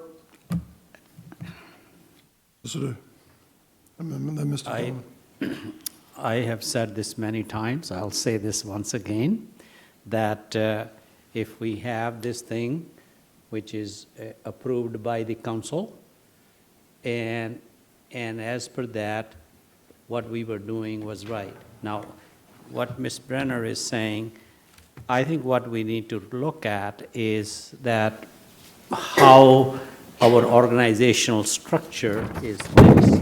It's inherently conflicting, and we have adopted that. The issue is that maybe we should take an initiative to revisit this. It's the revisiting this, the only thing I have thought about is that if we take the interlocal agreement, it's in your packet too, if we take the interlocal agreement we already have, it may need some revisions to that where we draw that line where the planning unit fits in. And this has been so frustrating. The last 3 years, we have talked nothing about what need to be done and how it should be done. We always have talked about the process, the process, the process. But the losing in this whole thing is the work which need to get done is in limbo. We have a plan which we approved in 2018, and that will by default become the current plan. Now, maybe we can take another month or 2 or 60 days. My purpose was that maybe in 60 days, we should propose to Watershed Management Board that these are the recommendations, no, not the Watershed Management Board. We can't tell them anything. Only thing we can tell is county executive to take the council recommendations and take it back to the Watershed Management Board and say, these are the new amendments we would like to have in the 2018 watershed plan, because that's the meeting tomorrow. If we don't, and another thing is we have one vote. If it is given to them and they approve it, we just are sidelined. There's every chance that this can go to the Watershed Management Board tomorrow with all these changes, and we have not provided anything, and only thing county executive may do, and this is what my opinion is, he can say, I abstain, because I don't have direction from my council. But it doesn't stop the other 8 or 9 members to vote on it. So I don't know the real solution, but the real solution is that we are looking for perfect. Perfect is enemy of good. So we need to resolve this thing somehow. It comes up every time we do this. We spend hours and hours on this discussion. Thank you. Donovan, then Ms. Brennan, then Mr. Bird. Okay, so going back to our meeting at 9:30 that went till 11 this morning, and we came up with this, listening to people from the planning unit, and saying we would then refer this back to the planning unit, hoping it wouldn't take that long. And there was a moment where Mr. Brown expressed his frustration with the planning unit. I'm like, well, I'd never say that. But now I'm going to totally echo that, because then I guess at 4:20 this afternoon, maybe a few minutes after we finished our hearing, our final hearing, got an email from a couple other people from the planning unit saying, I haven't read it yet. I mean, I just looked at my phone, saying something else. And it's late, but I'm like, I am so done with the planning unit. I'm trying to make this work, but okay. So I'll defer to what everybody else wants to do here, and I haven't read the email because I just saw it. But we talked about this morning. Does it matter if we take? I'm looking at Mr. Stoic out there. Does it matter if we take that much longer? But I'll just as far as the planning unit thing goes, this totally sums up everything we've been dealing with for almost the entire time I'm on the council. Is just sorry. This is just classic. But I'll leave it to y'all. Ms. Brennan. There is nothing on this that says the function of this board is to write our WIRA 1 watershed management plan. This is how it's supposed to be administered. It's not about how it's supposed to be written. And if somebody snuck that in, then they did it when I wasn't looking, because it says right here at the bottom, it talks about reflects advisory functions, blah, blah, blah. But it says the planning unit also has designated roles with respect to watershed planning as described in RCW 90.82 and ESSB 6091. That's the planning unit. And that's what this is about. It's about writing the plan. It's not about administering. You mentioned the functions of the planning unit. I think the big thing. Mr. Donovan, Mr. Bird is next. Sorry. Mr. Bird. Oh, I mean, I agree with Councilmember Sadhu, actually. I mean, he pointed out that this is the document that we've been running by, and it very clearly says that the planning unit is on here and that its job is to advise us based on a number of resolutions and RCWs that have been cited. And yet, to my best recollection, I have yet to see any advice to us that's come to us or approval from them or anything else. I mean, it went to them, they suggested changes, and then those changes got implemented and the document came directly to us. No, some of them didn't get implemented. Right, but I mean, so that's my question. I mean, what other committee works that way? I mean, it's very clear, you're right, it's very clear. It's right there in your document. That's in our packet. It's been there for years. I mean, that one resolution was written in 2013. why are we having the conversation? I go back to the same thing earlier. It's there, send it to them, have them give their feedback, have it incorporated, have it taken back to them, have them approve it, and then advise us that this is the document and why, just like every other committee we have does. And if they can't do it in 60 days, then it's a committee and we move forward, but at least we went through the process and we don't have to argue about this anymore. So we actually don't have a motion on the floor, so I will make a motion to move this forward with a recommendation to the county executive for the Watershed Management Board. Unbelievable. Do I have a second? What's the recommendation? And Madam Clerk, I'm going to need a little bit of help here on the wording of the. So the county executive was seeking direction from us as to whether he could, as I understand it, whether he could vote to support the adoption of this plan. I think Gary Stoika would actually be better. Do you want to give us you want to give me some wording, Gary?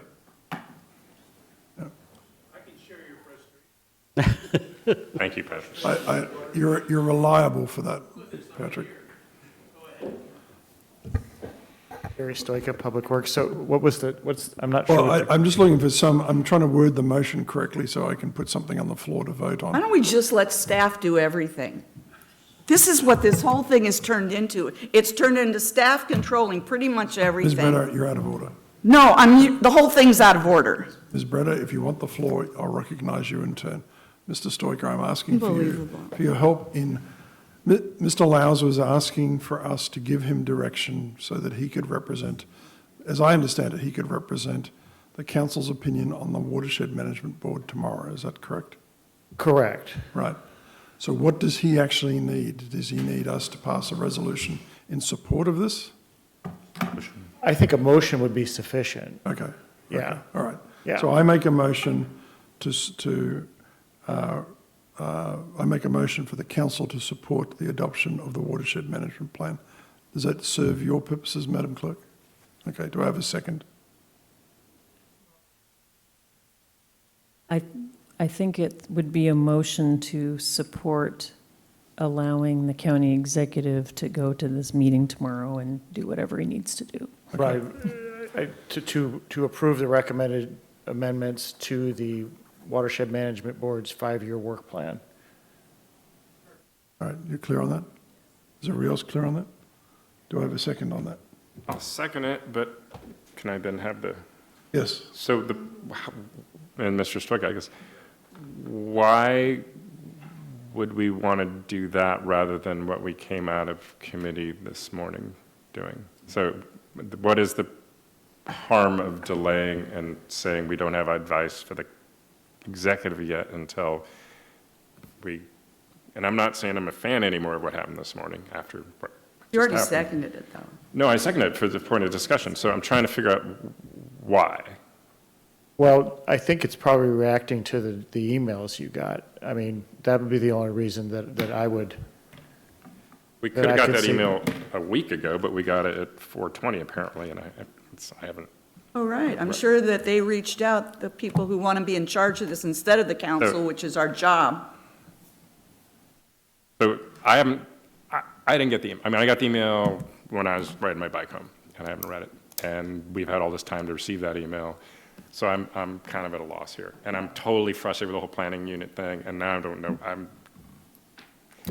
Well, the 2 emails, there was actually 3 emails that I read, said that. Oh, 3 now.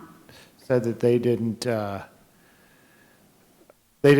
know that the council was going to take this action, so they didn't come today. I mean, you can just read the email from Henry, said I wasn't. Henry was here. I'm sorry. I could. So Tyler Schroeder, Deputy Executive. So the start of Henry's email is, I came to a natural resource meeting this morning to support Chris's report on the Ag Strategic Plan. Thanks for your support for their quality work to council. Listening to prior conservations on the status of the changes to the updated water work plan was not nearly as encouraging. I am the representative on the planning unit for Ag, and I have been so since 1999.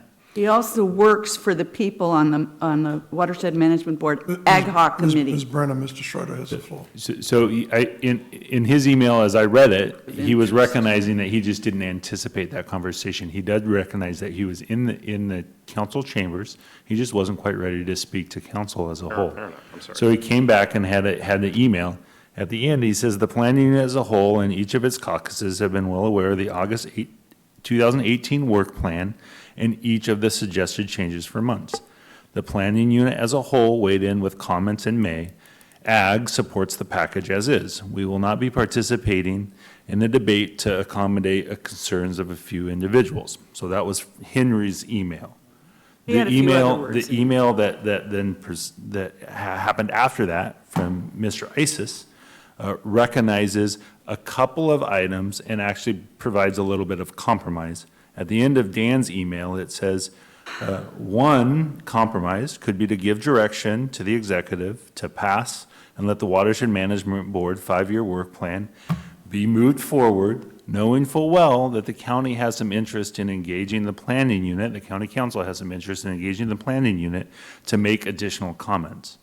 Dan recognized that that would be consistent with what the document is a living document that will likely be amended throughout the time frame.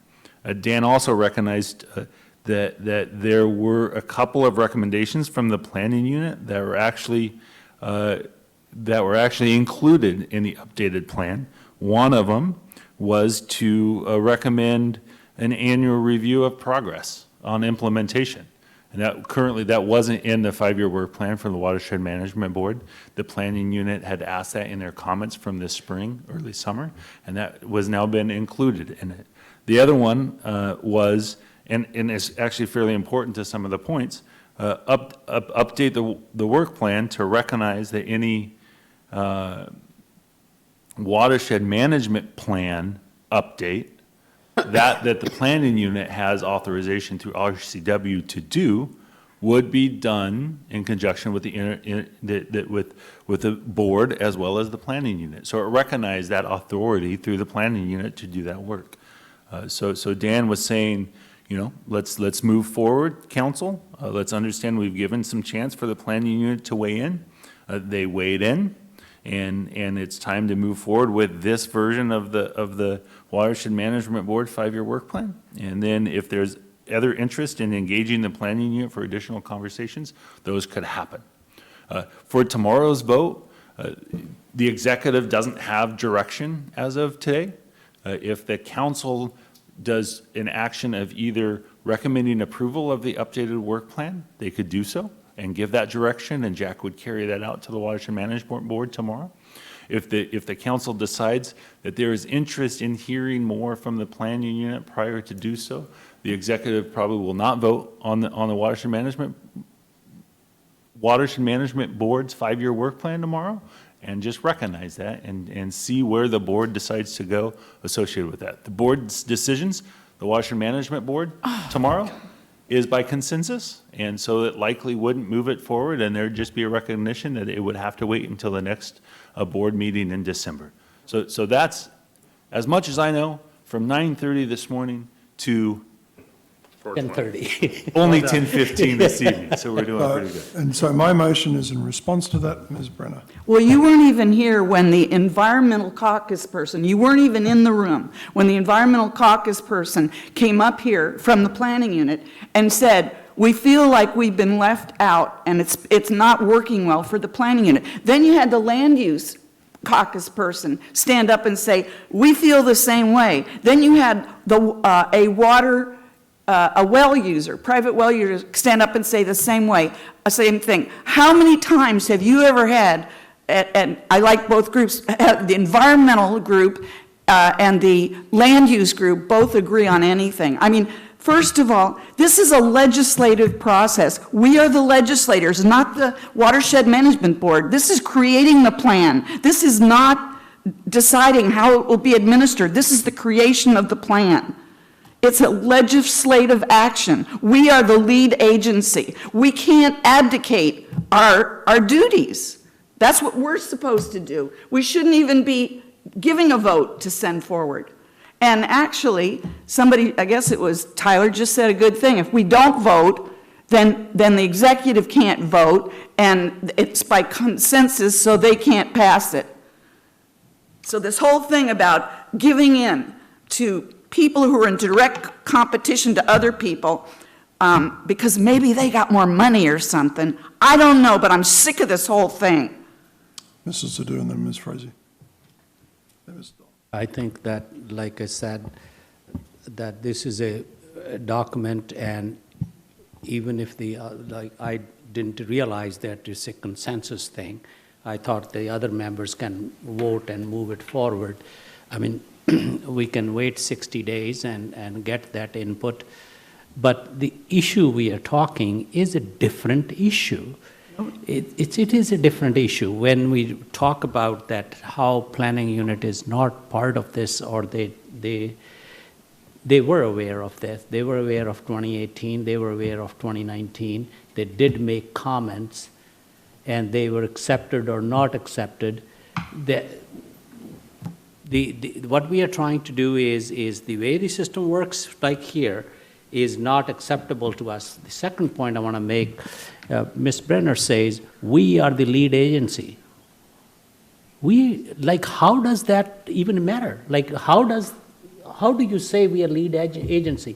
What Whatcom County Council has done, or what dog they have in fight in the water issue? If you look at the document, if you look at a thing, yes, we have been relegated as a organization. They can bounce back us things, but we are never in charge. We don't have the authority to say yes or no on the water issue. That's how I have felt in the last 5 years. We have no authority as a county council. We can talk about it, object to that. There is no way in this system we have now. I don't know. Maybe please correct me. I'm correcting you. Yes. Ms. Frazee. Yeah, I also didn't know it was consensus. So that was my question. Also, like Councilmember Sadhu said earlier, we haven't gotten anything on the content. It's more on the process that people are fighting about. So, yeah. Keep it there for now. Yeah, I'll correct you. We are the lead agency for the Wyra 1 watershed. Everything about Wyra 1. The Whatcom County Council is the lead agency. So did you, sorry, can I discuss with her? No, Mr. Schroeder's after Ms. Brown. And the planning unit was supposed to be what gave us a recommendation. These other groups, organizations, no matter what the council voted, my understanding was they were advisory, that they do not, and those boards, they are not allowed, I mean, they have no statutory authority under state law to do this. We can't give away our statutory authority. It is our authority as the county council. We are the lead agency for all Wyra 1 items. Mr. Schroeder, then Mr. Sadhu. Tyler Schroeder again. I was just going to provide a little bit of clarity. Mr. Sturka earlier said there was 3 emails. I referred to the ag email from Henry Beerlink. I referred to Dan Isis's email from the water districts, and there was a follow-up email from the environmental caucus, who was Ms. Dethridge, who spoke earlier, Carly, and she provided a little clarity on her comments that she gave you in the morning. She said, thanks for offering the opportunity for the members of the public and the planning unit to deliver comments to the committee. I want to clarify comments from the Environmental Caucus regarding the Watershed Management Board's 5-year work plan. We don't think the 5-year work plan needs to be sent to the planning unit for approval because the planning unit has already approved and submitted comments to the Watershed Management team and board on the issue at their May 22nd, 2019 meeting. The planning unit's agreed upon comments can be found, and she had a link. She goes on to say, it is true that the planning unit did not have a role in formulating the work plan, and I believe she's referring to the Watershed Management Board's 5-year work plan, but at this stage it doesn't make sense for the planning unit to restart that work from scratch. So she was clarifying her comments earlier today, recognizing that there was an opportunity for the planning unit to comment, that those comments were incorporated as done through consensus. Some are included, some aren't included, and then made a recommendation. The one thing she does say here, and this is something that the council could consider, is perhaps the council could recommend to the county executive to speak in support of the planning unit's comments at tomorrow's Watershed Management Board's meeting. So I read that to indicate that Carly, through the Environmental Caucus, was just recognizing that it would be consistent with her caucus to move forward with approving the Watershed Management Board's 5-year work plan, and she was trying to clarify that by email this afternoon. Mr. Sadhu, then Ms. Frazee, then Ms. Brennan. So when we say that we are the lead, we are the WIRA 1 lead agency, did planning unit send us an email of their comments? No. No, that's my point. They sent us a letter, but we never got it. didn't. Yes, they sent it. We did not get it. Which letter they sent, in May? Well, I guess that's up to the consultant who works for all these other groups and gets money Now there is too. another problem. So, I mean, what I'm saying is, even for the process for last 3 years, has ever planning unit reached out to county council? Yes. When did they do? Not here, officially, that when the 2018 plan was done or 2019 plan was done, their comments were not incorporated. Did we hear from them that, did Mr. Onkel, land use planning, did Carly Deathridge, or all these people sent that we sent 12 comments and they were not incorporated, so council, help us to get them incorporated? That was the letter we No. didn't get. We didn't get the letter. They said they wrote a letter. We did not get a letter. They didn't even write a letter when they wrote a letter to the Department of Ecology. They didn't even copy us. They did. It was supposed to come to us. They weren't supposed to. Guys, look, you can't have a debate back and forth. It's You know, sequential. like, Mr. because Sadhu has a to me, I totally like your support for the planning unit, but you are supporting them in a wrong way. I thought you wanted the floor. Was it Mr. Donovan who wanted the floor? Okay, well, And he's not here, so I'm. He's absent, so Ms. Brenner gets the floor. Okay, we have somebody representing the private well owners here, and if we got to listen to what, after the fact, the environmental caucus person said, I think we should allow the person who sat through this whole thing to say how this is affecting the private well owners. And I want to add to that, I'm not wrong. I'm talking about what state law says. And this has gotten so convoluted, and it's been allowed to keep going and going. We don't have to start a whole new process to take care of this. We can say, right now, we are asserting ourselves as the lead agency for the WIRA 1, for all WIRA 1 documents. And it's not up to an advisory board to write a plan. It's up to an advisory board to recommend stuff, to do all, but we're the legislators. It's up to us to write a plan, to approve a plan, not the board. And that has never changed. I would like to say one word.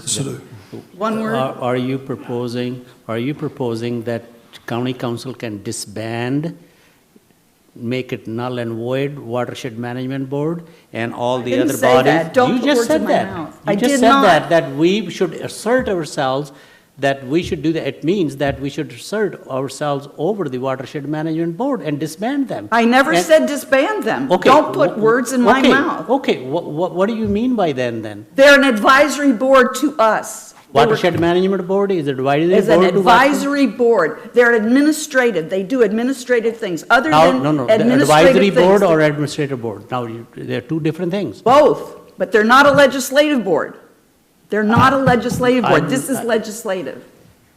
So what you're saying is that all the watershed planning should be gone through the county council? It certainly should have. And we should start right now and say this, hey, we're not abdicating our authority here as the lead agency for WIRA 1. This is going on since 2013. Okay. And I've been complaining the whole time as you guys kept giving them out more and giving Ms. them Brenner, more. you're out of order. You don't have the No, floor. I had the floor. No. Okay. Well, Mr. Donovan. We have a private well owner. I asked that she speak. Thanks. Couple things. First, I was out of order when I was mentioning that Mr. Beerling was here, and he should have said something, and I apologize for that. That was not good on my part. But So I guess I'm still, I thought I had asked people this morning if it had been approved. We go back and look at the tape, and I by the planning unit, and somebody said no, and now I'm hearing that maybe it has been. But I guess Ms. Brenner was talking about the functions of the planning unit, and I'm just like, all I can kind of focus on is the dysfunctions of the planning unit, because we're getting a lot of different messages from different individual members of the planning unit, and I'm really not sure what to do with that. So that was, but mostly I just want to say I shouldn't have said something about Mr. Burling. Why? What did you say? I don't remember. What... Oh, I had said something, or like he was here, and that was inappropriate for me to say that. Why? He sent us an email, but we got those emails when, you know, some of them came when we were actually sitting up here during hearings, so it's hard to act on these emails that came in then. And but again, I'm really frustrated with everything having to do with the planning unit at this point. Mr. Bird hasn't spoken on this, and then Mr. Sadhu. I'm frustrated with them too. I mean, I am. This is an insane kind of situation altogether, but I do think that we bear some fault in that, and I think I would feel different, I suppose, if every time we were very consistent in sending things to them and getting it back, and then we fail to get things back all the time. But I think that's my struggle is, I don't know that anyone up here could tell me what their feedback was when it went to them. Like, what were all of the things that came back, and how did that happen? I look at all of our other committees that we have, and what I can't understand in my own head is how we will send something to someone like our planning commission, and it goes to them, and they have hearings, and they form the document, and then they send it back to us, and it's, here's our findings, and here's our recommendation. Or the bicycle commission, and we send them something to work on, and they show up, and they give it to us, and we know how they feel, and what they're interested in, and what they support, and it's not unanimous, but it's the majority. And I'm not looking for a unanimous, but I just want to know what specifically, when it's a water issue, to me, that they're our water committee. They're supposed to advise us on water issues. And I don't want to fight about the process anymore. Can we just send them stuff, let the majority send back their feedback and what they approve, and give us their advice so that we know what our water committee would like us to do, and leave it at that. That's me. So I'd like to call my own question. Do I have a second to call in the question? Second. All in favour of calling the question, say aye. Aye. Opposed? That passes at least unanimously, I think. So with that, the question has been called. All in favour of, what was the wording we used, Madam Clerk?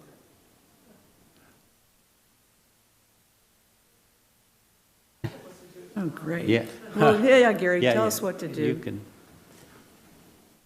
Well, I believe that your recommendation was to recommend to the executive to approve the Watershed Management Board's 5-year work plan amendments as presented. Sounds pretty accurate to me. So with that, the question's been called. Ms. Brenner, it's not debatable. Yeah, well, actually, the question was called, and we voted on that. Now we're on the main motion. Yes, and the main motion, And and the main motion, by the question being called, the main motion is no longer debatable. That's the laws under which we operate. We've Oh, all agreed really? on. Well, okay, how about operating under all the laws we're supposed to operate under, including WIRA 1? Ms. Brenner, you're out of order. This is out of order. Your motion is out of order. All in favour of the motion say aye. Aye. Opposed? No. With the noes, put the hands up, please. 1, 2. So that was you or yes, Mr. Buchanan? Right. That passes 5-2 with Brenner and Bird opposed. Okay. I think this points out that this is the worst process ever invented. Yes. And it needs to be retooled. Yes. Period. Yeah. And it's not the process. State law was clear. I read those state law things. I stand by what I said. This whole mess. Yeah, that we just- because everybody abdicated. And to your point, Mr. Buchanan, I think that part of the state law is probably the worst RCW I've ever seen. Oh, right. All right, we were still on natural resource, no. Chair. We're done with Hang natural on. resources. Anything else from natural resources? That's the longest natural resources report I think we've ever had. Okay, anything else from finance? Yes, a couple of things. One is that we heard from county executive that next Monday is the groundbreaking ceremony at, I believe, 3:30 or 3 o'clock for the Tree Edge Center. And he invited everybody to be there. The second item was that we had invited Senator Bob Hasagawa to come and make a presentation of the state bank. And I think it was very interesting. I have listened to his presentation second time. And of course, there are a lot of questions, a lot of understanding. And he's been working on this for more than 10 years. And it's been presented to the Finance Committee at the state legislature level several times. And he thinks that it has gotten enough support now that in the next session in 2020, this may pass, at least pass in a way that, okay, let's study this. So University of Washington has been charged with writing a business plan which will be presented to the legislature of the details. The questions we asked, there were much more questions asked by the legislatures over the last 10 years. So I think so that was the other highlight of the thing. And we also heard from Point Roberts Independent Business Council, and their 2072 is a special designation for the Point Roberts, and there has been issues with that. And two different parties have entered a item for the council to consider, two dockets. One from the advisory committee, Point Roberts Advisory Committee is already docketed, and we requested the other party to actually join their concerns and views in the same docket so that it can be considered simultaneously in one resolution. So I think they agreed they're going to work together to come up with that. No, I think that we left that, and that the planning director is going to come back to get feedback on that first. Yes. Next time. So planning director is going to come back that how they can be combined, if they can be combined. Yes.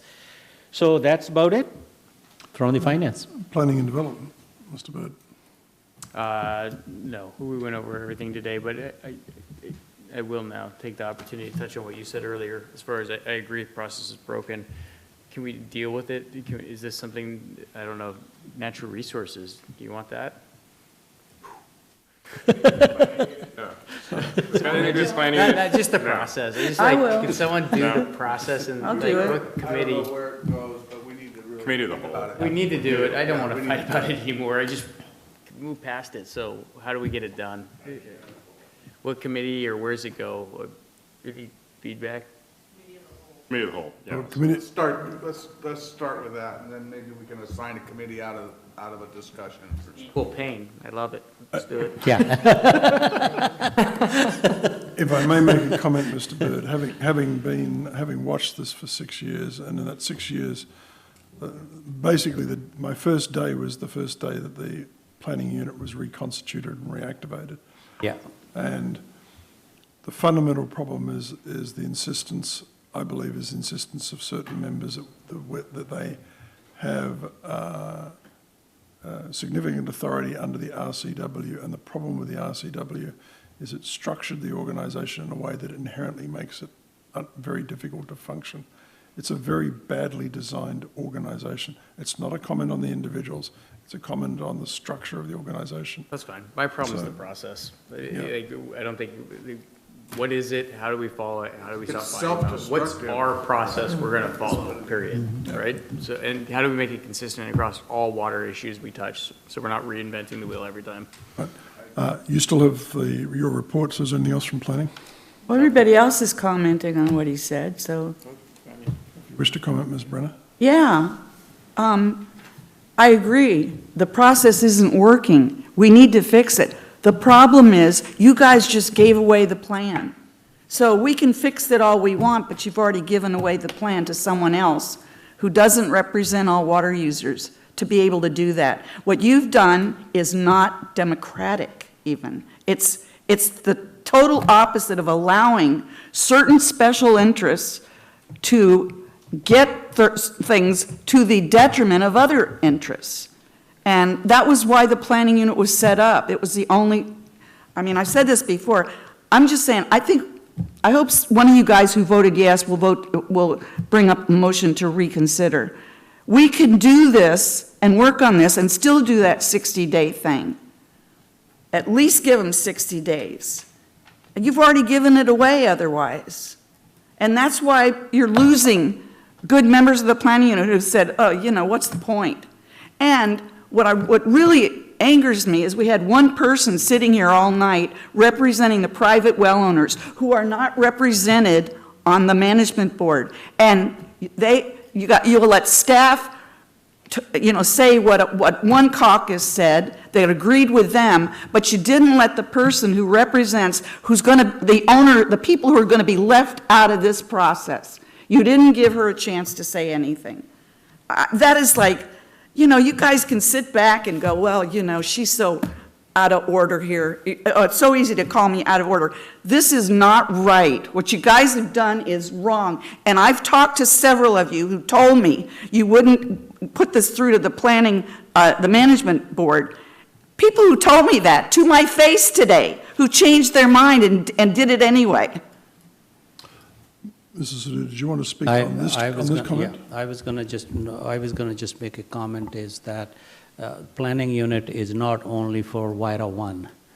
We have several basins in our state, and it has worked very well in Snohomish and few other counties. And they have devised a way. I think it was this came up probably a year ago, and we. I don't know who it was, maybe it was a guy from Department of Ecology. He said that Kittitas County has worked very well, and they have a little bit of different process. So we are not unique that we have Wyra 1 and we have planning unit and we have watershed management board. This is something we designed, we can redesign that. I support that the role of planning unit should not be taken away on. That's their name is planning unit, to participate in planning activities. But there is more to that than just that they are not given that role. So we need to fix that. And this is something I've said for 3 years, that we need to fix that process. And it's not unique to us. Other counties are doing it. We can do it too. Well, except that you've already given it away. You can fix it now, but it's already done. You gave it away, unless you reconsider this. I mean, 2 months? That wasn't even fair, but at least it was going to give them a say-so. I'm just shocked that you guys would, okay, yeah, boom. Just a reminder, we're still actually on committee reports, Mr. Sutter. I was going to Well, everybody else is talking about it. I was going to just say that knowing from the past history, 60 days would not make any difference. And another thing is, we have the opportunity to go back to the to the Watershed Management Board and propose new changes anytime. It's not something that it's once a year or something. We can always go back and send them more recommendations for consideration. That's how I'm looking at it. I'd rather have things move forward than get stuck. We are not subservient to some board we created.